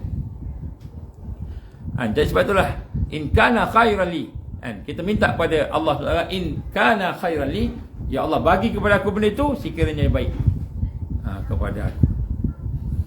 Jadi sebab tu jangan minta kedudukan, jangan minta jawatan. Ni besok nak pilihan raya ni, pokoklah hadir nak bertanding kan. Jangan minta menang. Jangan minta menang. Bismillahirrahmanirrahim. Ada tak orang yang bertanding tak nak minta menang? Ada. Dia bertanding pilihan raya, jadi Perdana Menteri Malaysia kan, ataupun nak jadi menteri, tapi ya Allah kan, janganlah kau bagi aku menang ya Allah kan, kecuali kemenangan itu bawa kebaikan pada akhirat. Jadi kalau minta jawatan, kena minta juga syarat. Kena minta syarat. Jangan Allah bagi kita pangkat, bagi menang. Mula-mula dulu boleh bangun malam, tiap-tiap malam boleh bangun malam. Dulu boleh beristighfar, dah jadi menteri, bangun malam pun tak boleh. Meeting habis malam. Nak istighfar dulu sikit mifah menangis. Cakap menangis, doa menangis, semua menangis. Lepas jadi menteri, tengok drama Hindustan pun tak menangis. Keras hati. Jadi biar jangan kita minta kedudukan, jangan minta jawatan, jangan minta kekayaan, jangan minta kemenangan sekiranya kesudahannya belum tahu. Apa kesudahannya? Ini doa. Sebab tu bila Allah ajar kita ihdinas siratal mustaqim, Allah ajar kita doa yang pasti baik. Apa dia? Berada atas jalan yang lurus. Minta iman, minta Islam, minta keyakinan. Kan? Jangan minta sihat. Jangan minta sihat pun. Nampak? Ni nak cakap pada orang yang kena HIV ni. Tuan, saya sakit dan minta sihat. Jangan minta sihat, kerana sihat belum tentu baik bagi kita. Ramai antara kita begitu saja sakit aja, masa itulah boleh bertasbih, boleh berzikir, boleh bangun malam, boleh menangis, bila sakit. Boleh berzikir pada Allah, banyak zikir. Tapi bila sihat, hilang zikirnya, hilang tahajudnya, dan hilang perkara-perkara tersebut. Allah Akbar. Ini boleh datang lagi ni. Ini datang ni. Allah, barakah. Baik, kalau minta sihat, kalau nak minta sihat, katalah kita sakit kan, sakit. Minta sihat, ya Allah, sihatkanlah hamba-Mu ini. Jika sihat itu membawa kepada ibadah, membawa kepada kebaikan, membawa ketakwaan kepada-Mu. Minta sihat, kalau sihat itu boleh bawa kepada redha Allah. Biar kita sakit, tapi sakit Allah redha. Sihat jadi penyamun tarbus buat apa? Sihat jadi penyangak, pengkhianat negara buat apa? Sihat. Mana tak sihat, menteri kesihatan. Memanglah sihat kan? Tapi jadi pengkhianat kan? Ni tak ada kaitan dengan mana-mana menteri kesihatan. Orang yang belum ada anak, kita kahwin, lama kahwin kan, 10 tahun, 20 tahun, tak ada anak, tak ada keturunan. Jangan minta keturunan. Ni Allah ajar kita. Kerana anak belum tahu bawa kebaikan kepada kita. Baru banyak kisah-kisah daripada Rasulullah SAW menceritakan bahawa ada orang yang nak masuk syurga, tiba-tiba ditarik masuk neraka oleh anak-anak dia. Jadi jangan minta anak. Jangan minta anak semata-mata pada itulah. Walaupun kita nak sangat. Kecuali kita minta keturunan, minta anak-anak yang membawa kebaikan di akhirat. Minta anak, buat syarat. Ya Allah, kami dah 10 tahun tak kahwin, ya Allah, berilah kami anak yang boleh bawa kami ni kepada redha-Mu, ya Allah. Cerita. Biar tak ada anak tak apa. Sebab tu kita akhirnya kena redha. Tak ada anak pun kita redha, sakit pun kita redha, miskin pun kita redha. Kenapa? Mungkin keadaan sakit, miskin, susah itulah yang menyebabkan kita dekat dengan Allah. Sebenarnya Allah nak bagi kita sesuatu yang lebih baik daripada apa yang kita minta. Jadi sebab tu Allah ajar kita ihdinas siratal mustaqim tu. Kita kata minta jalan lurus, maknanya Allah ajar kita minta yang pasti baik. Jangan minta yang mungkin ya, mungkin tak. Begitu juga kalau minta ilmu contohnya. Nak minta ilmu, minta ilmu yang bermanfaat. Minta ilmu yang bermanfaat. Minta supaya kita rajin beribadah kepada Allah. Minta rajin beribadah tak apa. Ya Allah, bila kekuatan pada aku supaya aku boleh ibadah, tak apa. Ya Allah, bila kekuatan aku macam badang supaya boleh ibadah, tak apa kan, macam itu kan. Baik, doa dan kita adalah sesuatu yang penting ialah bila kita berada di atas jalan yang lurus, itulah satu yang baik. Maknanya maksud ihdinas siratal mustaqim itu ialah apabila kita berada sesuatu yang baik, baru itu berada di atas jalan yang lurus. Orang yang belum punya pasangan hidup, yang tak kahwin lagi, ada tak kahwin lagi? Ada. Cari tak jumpa, cari tak jumpa. Bertunang 10 kali dah kan. Berisik-risik dah 20 kali kan. Tak dapat. Maka kata kita tengok daripada kefahaman kita ni, jangan minta pasangan hidup kepada Allah. Baik laki-laki ataupun perempuan. Jangan kita rasa lambat. Lambatlah, orang sudah kahwin anak 10, aku ni seorang tak dapat lagi. Jangan minta jodoh kecuali yang membawa kebaikan kepada diri kita. Ya Allah, berilah aku jodoh, ya Allah, jodoh yang boleh membawa kepada redha-Mu. Macam tu. Jangan minta jodoh je.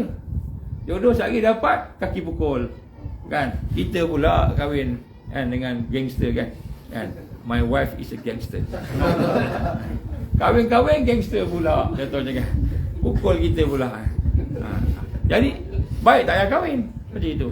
Bukanlah maknanya kita tak nak kahwin, tapi nak minta jodoh, mintalah jodoh yang boleh membawa kepada redha Allah. Sebab kata kita tak tahu kan. Nampak macam baik kan, janggut panjang, cakap semua insya-Allah, masya-Allah, subhanallah, alhamdulillah kan. Semua ada Allah belaka. Tengok rupanya ada masalah gila kan. Ada seorang kawan. Seorang kawan ni Negeri Sembilan. Negeri Sembilan. Kawan bapak dia tu, dia keturunan Said dengan Sharifah ni. Jadi Said Sharifah ni Allah izin dia jaga keturunan, dia tak nak kahwin dengan orang tak ada Said. Jadi macam saya ni tak ada Said, tak dapat lah kan. Jadi satu hari saya nak jodohkan anak dia dengan seorang kawan soleh, orang tu soleh, sungguh soleh. Soleh lah, memang soleh lah. Nak jodohkan. Tapi tak adalah Syed. Anaknya ni yang kawannya ni Syarifah perempuan. Jadi susah berat. Akhirnya kita cakap dia nak kahwin jugalah. Dia bukan boleh tak perkahwinkan.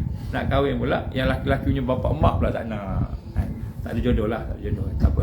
Dia nak cerita ni, kenapa yang dia boleh kahwin dengan dia? Sebab keluarga dia, bapa macam isteri tu, maknya atau akak atau adik dia tu, kan, semua bapak dia memang jaga. Kalau tak Syed, kalau tak Syarifah, jangan kahwin. Sehingga akhirnya kakak dia ni tak dapat jodoh. Sampai orang masuk Minang ramai. Kan Nabi gambarkan kalau orang tu soleh, pinang kita tak terima fitnah. Fitnah sungguh sebab ada orang soleh yang pinang dia tak nak terima. Kan? Akhirnya tahu apa? Kahwin juga. Dia kahwin juga dengan seorang Syed, tapi Syed gila. Gila sungguh, bukan nama Syed gila tak. Gila sungguh. Dia sanggup kahwinkan anak dia dengan Syed, keturunan Syed yang gila. Jadi akhirnya meranalah anak dia tu. Kahwin orang gila. Orang tu tak nak kahwin pun, main-main gelak-gelak gitu gila-gila. Gila. Kan? Asal Syed, sebab apa? Syed ni ahli syurga. Quote and quote. Kita pun heran juga mereka mana fatwa tu. Jadi nak sebut kat sini sampai dia. Jadi bila dia tengok, kalau nak jaga sangat, sebab saya kata ini soleh ni, lelaki-lelaki ni soleh, memang bagus lah, orang bagus kan. Jadi dia nak berminat dengan anak tuan. Jadi dia bukan jenis pacar-pacar apa semua, bukan.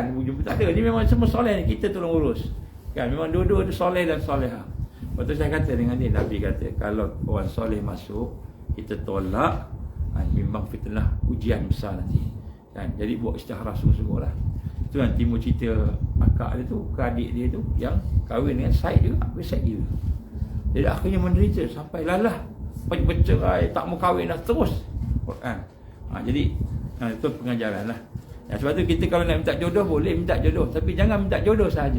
Minta jodoh orang yang boleh bawa kebaikan. Anak pun sama juga.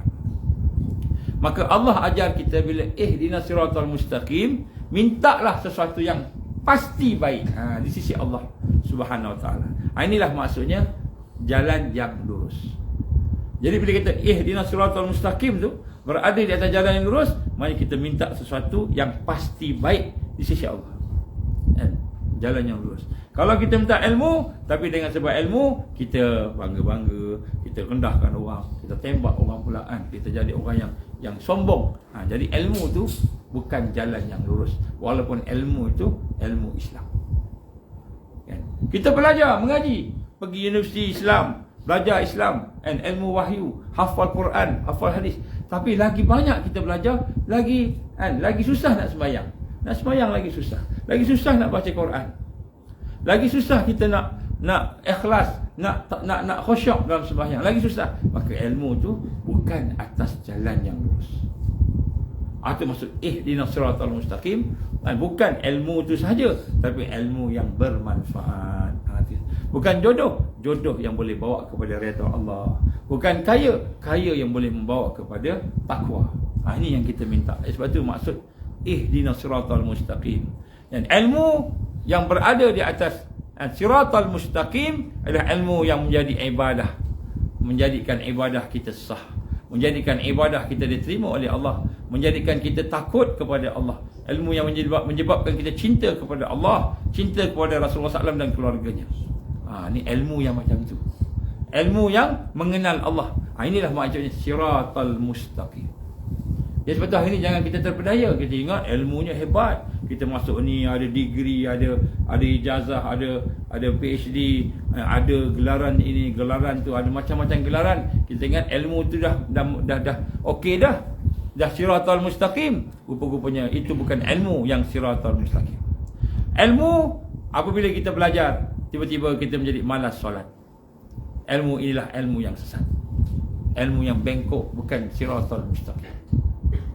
Sebelumnya kita ahli ibadah, taat kepada Allah, tetapi bila kita mengaji, belajar, berguru, masuk universiti, tak sembahyang, tak puasa, maka ilmu yang kita belajar bukanlah ihdinas siratal mustaqim, bukan siratal mustaqim. Itu ilmu yang bengkok, ilmu yang sesat. Maka yang kita minta adalah siratal mustaqim, iaitu ilmu yang akan berada di atas jalan yang lurus, yang menambahkan takut kita, yang menambahkan takwa kita. Ibadah yang siratal mustaqim. Apa maksud ibadah yang ada di atas jalan? Siratal mustaqim ialah ibadah yang mudawwamah, iaitu ibadah yang berterusan. Bila kita buat ibadah tu istiqamah, maka kita ibadah tu siratal mustaqim. Kalau hari ni kita baca Quran, esok kita tak baca, lusa tak baca, kemudian baca pula, tak baca pula, maka ini bukan ibadah siratal mustaqim. Dan ibadah yang tidak boleh konsisten bukanlah di atas siratal mustaqim. Ibadah yang siratal mustaqim itu adalah ibadah yang lurus, istiqamah sampai ke akhir hayat. Ibadah inilah yang termasuk dalam siratal mustaqim. Nampak? Ini konsep ihdinas siratal mustaqim. Jadi kita tengok balik kita punya kehidupan kita. Supaya kehidupan kita pastikan kehidupan kita betul-betul di atas jalan yang lurus. Kerja, kita bekerja, beramal. Kerja yang di atas jalan yang lurus ialah kerja yang halal. Yang halal. Kalau kita jadi pemimpin tapi kita ada corruption, itu bukan siratal mustaqim. Walaupun kita orang Islam, walaupun kita ada ilmu Islam, kalau kerja itu tidak berada di atas yang halal, maka sebenarnya kita di atas jalan yang sesat. Ataupun kerja yang tidak mengganggu ibadah kepada Allah. Kerja sampai tak boleh sembahyang, kerja sampai tak boleh puasa, tak boleh beribadah kepada Allah, maka kerja itu bukan siratal mustaqim. Ini kita kena faham hakikat tadi. Sampai tak boleh nak bekerja, nak boleh sembahyang, maka dia mengganggu kita ibadah kepada Allah, maka kerja itu bukan kerja yang siratal mustaqim. Kerja yang tidak mengganggu untuk menuntut ilmu. Kerja sampai kita tak boleh menuntut ilmu. Nak belajar tak boleh, nak dengar tazkirah tak boleh. Kerja sampai kita tak boleh mendapat kebaikan. Kerja yang tidak mengganggu berbuat baik kepada Allah. Nak tolong orang pun tak boleh. Kerja menyebabkan kita tak boleh tolong orang, tak boleh bermanfaat kepada Islam. Kerja yang tidak mengganggu berbuat baik kepada orang lain, rakyat jelata. Kita kerja menteri tapi tak boleh buat baik pada rakyat. Kita menganggap rakyat tak ada apa-apa. Yang lebih penting siasah kita untuk kekal memerintah. Jadi itu bukan siratal mustaqim. Siratal mustaqim kerja yang boleh membantu orang lain, membantu ummah, tidak mengganggu silaturahim. Kerja menyebabkan kita bergaduh dengan orang. Ini semua adalah kerja yang berada di atas jalan yang lurus, iaitu kerja yang boleh membawa kita kepada Allah Subhanahu Wa Taala. Jadi sebab itulah bila kita membaca ihdinas siratal mustaqim, kita baca Fatihah tu ihdinas siratal mustaqim, maka kita membaca itu sama ada dalam solat ataupun di luar solat. Yang pertama sekali, hati kita mesti benar-benar berharap benar-benar kepada Allah untuk duduk di atas jalan yang lurus. Jadi bila kita baca tu, kita memang sungguh minta, ya Allah, bagilah aku duduk di atas jalan yang lurus. Hati kita baca itu, hati kita nak rasa ihdinas siratal mustaqim. Kemudian kita nak yakin sungguh-sungguh bila kita minta, Allah akan perkenankan kepada kita. Jadi sebab itulah disebut kat sini bagaimana kita nak minta pada Allah kena dengan penuh keyakinan. Jadi bagaimana doa tu nak mustajab? Bagaimana doa mustajab? Doa mustajab ni yang pertama sekali dalam apa yang ada di sini, bagaimana hadis Nabi Rasulullah telah bersabda, ud'u lillah wa antum muqinun bil ijabah. Doalah kepada Allah dengan hati yang yakin Allah akan kabulkan. Jadi bila kita sebut ihdinas siratal mustaqim dalam Fatihah kita tu, maka hati kita yakin bahawa Allah pasti perkenankan dan Allah pasti kabulkan kepada apa yang kita lakukan tadi. Jadi untuk kita nak dapat kabulkan itu, maka hendaklah kita sama-sama yakin dalam hati kita. Dan kemudian nak sebut kat sini tambah sikit sebelum ihdinas siratal mustaqim itu ialah wa iyyaka na'budu wa iyyaka nasta'in. Maknanya sebelum kita minta doa, mesti kita benar-benar beribadah pada Allah. Jadi sebab tu digalakkan, kata Nabi, apabila kamu ada hajat, ambil sembahyang secara sempurna. Apa maksud secara sempurna? Sempurna ni maknanya yang zahir ni membersihkan daripada hadas kecil. Yang batin membersihkan daripada dosa. Jadi yang zahir kita bersihkan zahir kita, yang hati kita bersih daripada dosa. Apa dosa hati? Dosa hati nombor satu, kita tidak mentauhidkan Allah. Tidak mentauhidkan Allah. Contohnya, iyyaka na'budu wa iyyaka nasta'in, kita tidak ibadah pada Allah. Wa iyyaka nasta'in, hanya kepada Engkau aku meminta. Jadi bila kita ibadah, kita ambil semayang dengan sempurna tu, maksud membersihkan dosa tu, yang satu hanya ibadah pada Allah saja, mentauhidkan Allah. Yang kedua, kita hanya minta pada Allah saja, baru Allah perkenankan.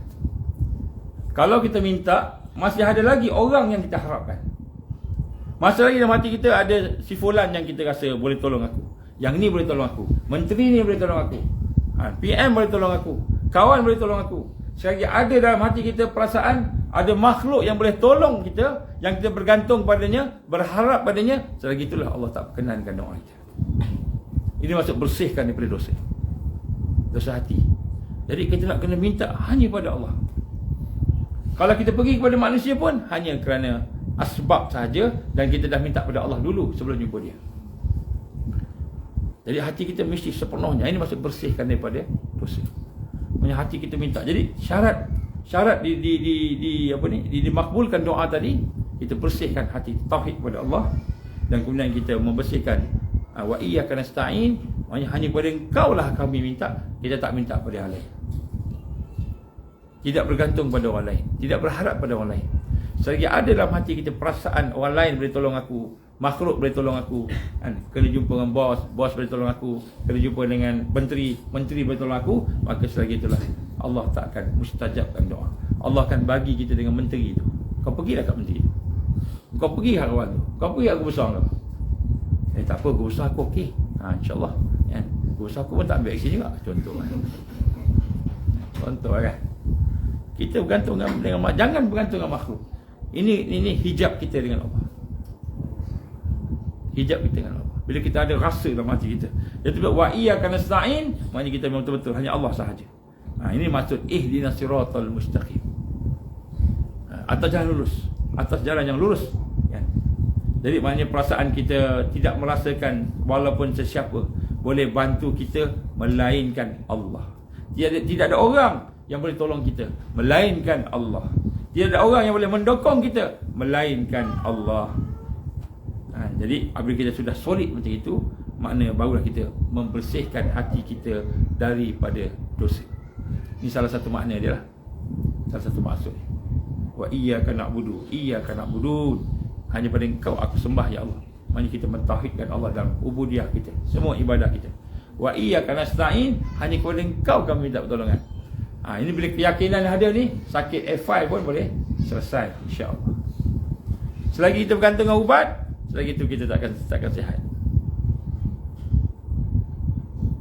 Ini yang kata luar biasa ni, ini yang kata karamah ni, maunah. Bila hati kita betul, bila hati kita betul, Allah akan tolong dengan sebenar-benar tolong tadi. Maka barulah kita berdoa, barulah kita berdoa.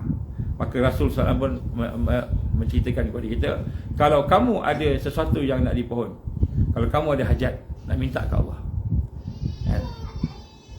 maka berwuduklah engkau dengan wuduk yang sempurna. Asbiril wuduk, sebaik-baik wuduk.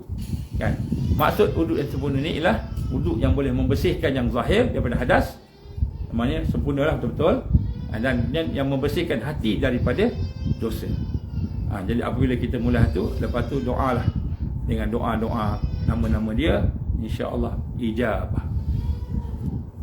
Maka wa iyyaka nasta'in, ihdinas siratal mustaqim, siratal ladzina an'amta 'alaihim ghairil maghdubi 'alaihim waladdallin tu, jalan sebagaimana jalan orang yang telah diberi nikmat sebelumnya. Maka orang yang beri nikmat ni jalan orang yang sentiasa berbaik sangka dengan Allah. Jadi syarat makbul tadi, yang pertama mentauhidkan Allah, kemudian kita merasakan yakin Allah kan terima, kemudian selepas itu kita hanya bergantung hajat kepada Allah sahaja, kita berbaik sangka dengan Allah. Allah pasti husnuzan, maka yang itu doa mustajab. Jadi bulan Ramadan nanti kita buat. So kita harapkan doa mustajab ni kita buat sama-sama tiap-tiap malam, tambah lagi 2 rakaat solat hajat. Solat hajat tu untuk kita dan juga untuk semua. Jangan doa untuk kita je. Doa sekali untuk ummah yang ada pada hari ini. InsyaAllah Allah akan mempercepatkan kekuatan. Saya yakin sekali gerakan ni bergerak, kita gerak ni, maka Malaysia akan jadi tempat kebangkitan Islam. Dan Nusantara juga akan menjadi tempat kebangkitan. Malaysia, Indonesia, Thailand, Filipina, Nusantara ni akan jadi tempat kebangkitan. Kenapa? Sebab rakyatnya mengamalkan apa yang kita bincang malam ni. InsyaAllah. Tak semua mungkin bangkit, tapi insyaAllah kita akan bangkit. Dan inilah yang digambarkan para ulama kita lah. Jangan dah tak lama dah, sekejap dah. Sebab tu tengok buat haji tahun ni apa jadi. Kalau haji tahun ni jadi pertumpahan darah besar, dah terlalu dekat lah. Kalau tak ada haji tahun ni, kita ada setahun lagi. Tahun depan pula tengok. Tahun depan berlaku pertumpahan darah, tak berlaku, alhamdulillah ada lagi setahun depan, tahun depan pula. Sehingga wallahu alam bila, mungkin 2024, mungkin 2025. Wallahu alam. Dan bila sampai waktu tu, mana kita dah bersedia dah. Bersedia apa? Hati kita dengan Allah dah solid dah. Bila hati kita dengan Allah dah bersih, dah solid, dah betul-betul pure, maka insya-Allah akan datanglah karamah daripada Allah. Akan datanglah ma'unah daripada Allah, pertolongan daripada Allah Subhanahu Wa Taala. Jadi kita bukan hanya cakap-cakap saja dah. Kita nak kena buat. Kita kena buat. Kita bukan banyak sangat cakap, publicity banyak, branding banyak, tapi tak ada kerja apa-apa kita buat. Kita setakat cakap je. Cakap bincang, cakap bincang, cakap bincang. Jadi dia tak akan melainkan kita minta pada Allah, dan pada masa sama kita minta dengan rendah diri, kita bersihkan diri kita daripada dosa dan perkara-perkara kotor. InsyaAllah 3 benda malam ni saya sebut. Yang pertama, kita nak tengok kita akan labelkan pemimpin-pemimpin yang mengkhianat negara. Kita akan labelkan nanti. Lepas ni gambar label ni, lepas ni PPIM pun nak label, semua label kan, tengok. Tengok yang Ansar label lah. Tengok yang Ansar label. Sebab Ansar akan label, kita akan minta nasihat daripada ulama-ulama yang muktabar. Kita bukan sekadar tulis saja. Ataupun kalau kita label kan orang tu, kita akan label siapa yang kita nak undi. Yang kedua, kita mahu membantu siapa yang sakit. Kita akan bantu, saya akan train semua siapa yang berminat, kita akan train. Kita akan buat khidmat percuma kepada mereka yang tak mampu.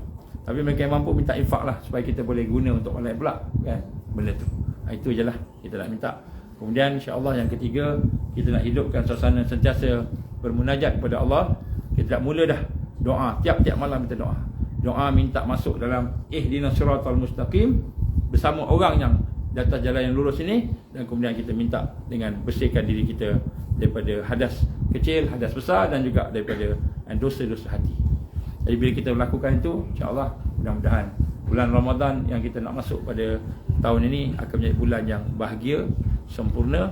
Akhirnya kita akan lebih dekat dan lebih kuat bersama-sama dengan orang-orang yang beriman yang lain, insya-Allah. Biiznillah. Aku liqali hadza astaghfirullahalazim, insya-Allah itulah kuat, insya-Allah. So untuk malam ni kita akan solat Isyak sekejap lagi. Dan selepas solat Isyak kita akan buat solat hajat terus. 2 rakaat. Solat hajat 2 rakaat. 2 rakaat yang pertama kita akan baca Fatihah, dan kemudian kita akan baca ayat kursi. Dan Fatihah dan ayat kursi. Kemudian pada rakaat yang kedua kita akan baca Al-Fatihah, kemudian Amanar Rasul bima unzila ilaihi, yang surah Al-Baqarah yang last. Siapa yang tak hafal, bacalah Qul huwallahu ahad 11 kali. Siapa yang tak hafal, siapa yang hafal, bacalah Amanar Rasul bima unzila ilaihi min rabbih, yang kita baca selalu dalam maksurat tu. Baca yang itu lebih afdal. Habis daripada sembahyang tu, habis solat tu, kita dalam sujud akhir kita doa lah. Ini adalah kifiat solat hajat yang diajar oleh tuan-tuan guru kita. Ada berapa banyak kifiat, ni salah satunya. Salah satunya. InsyaAllah so kita amalkan itu. Sekurang-kurang 2 rakaat ni kita jadikan sebagai amalan kita. Tiap-tiap malam ke, tiap pagi, siang, bila masa kita tinggal kita buat. Dan minta doa untuk semua. Jadi barakahnya akan sampai kepada semua orang, insya-Allah. Itu insya-Allah sikit sebanyak. Jazakumullah khairan katsira kepada tuan rumah yang telah bertunggus lumus menyusun apa yang ada ni. Alhamdulillah pada malam ni kita ada sahabat-sahabat kita dari merata tempat di kawasan sinilah, insya-Allah. Mudah-mudahan Allah berkatilah tuan-tuan puan insya-Allah. Kalau okey kita boleh buat lagi ya. Cuma minta tuan rumah jangan masak apa-apa lah, nanti bau dia sedap-sedap kan. Tak payah masak siang tuan rumah, berat kan. Kita next time buat potluck, mau bawa sikit-sikit. Kita makan yang kita bawa sikit-sikit lah. Kalau nak bawa lah patah air pun okey dah, insyaAllah. Kita baca doa Rabita. A'udzubillahi minasyaitonirrajim. Bismillahirrahmanirrahim. Alhamdulillahirabbil alamin. Wassalatu wassalamu ala asyrafil anbiya'i wal mursalin wa ala alihi wa sahbihi ajma'in. Allahumma innaka ta'lamu anna hadhihi al-qulub qad tamat ala mahabbatik wa taqat ala ta'atik wa tawahadat ala da'watik wa ta'adat ala nusrati syari'atik. وثق اللهم رابطتها وأدمدها واهدها سبلها واملأها بنورك الذي لا يخبو واشرح صدورها بفيض الإيمان بك وجمل التواكل عليك وأهديها لمعرفتك وأعملها على شهادتك في سبيلك يا الله إنك نعم المولى ونعم النصير اللهم يا مقلب القلوب ثبت قلوبنا على دينك وعلى طاعتك وعلى جهاد في سبيلك لا إله إلا أنت سبحانك إنا كنا من الظالمين يا الله يا حي يا قيوم برحمتك نستغيث يا الله يا حي يا قيوم يا ذا الجلال والإكرام يا الله يا حي يا قيوم يا أرحم الراحمين اللهم اجعلنا من المؤمنين حقا اللهم اجعلنا من المتقين حقا اللهم اجعلنا من المحسنين حقا اللهم اجعلنا من المقربين اللهم اجعلنا من الواسلين اللهم اجعلنا من العارفين اللهم اجعلنا من المحبين اللهم اجعلنا من الصديقين والشهداء والصالحين اللهم اجعلنا من المهديين ربنا لا تزغ قلوبنا بعد إذ هديتنا وهب لنا من لدنك رحمة إنك أنت الوهاب ربنا هب لنا من أزواجنا وذرياتنا قرة أعين واجعلنا للمتقين إماما ربنا أتمم لنا نورنا واغفر لنا إنك على كل شيء قدير ربنا آتنا في الدنيا حسنة وفي الآخرة حسنة وقنا عذاب النار وصلى الله على سيدنا محمد وعلى آله وصحبه وبارك وسلم سبحان ربك رب العزة عما يصفون والسلام على المرسلين والحمد لله رب العالمين سبحانك اللهم وبحمدك أشهد أن لا إله إلا أنت أستغفرك وأتوب إليك بسم الله الرحمن الرحيم والعصر إن الإنسان لفي خسر إلا الذين آمنوا وعملوا الصالحات وتواصوا بالحق وتواصوا بالصبر وبالله التوفيق والهداية السلام عليكم ورحمة الله وبركاته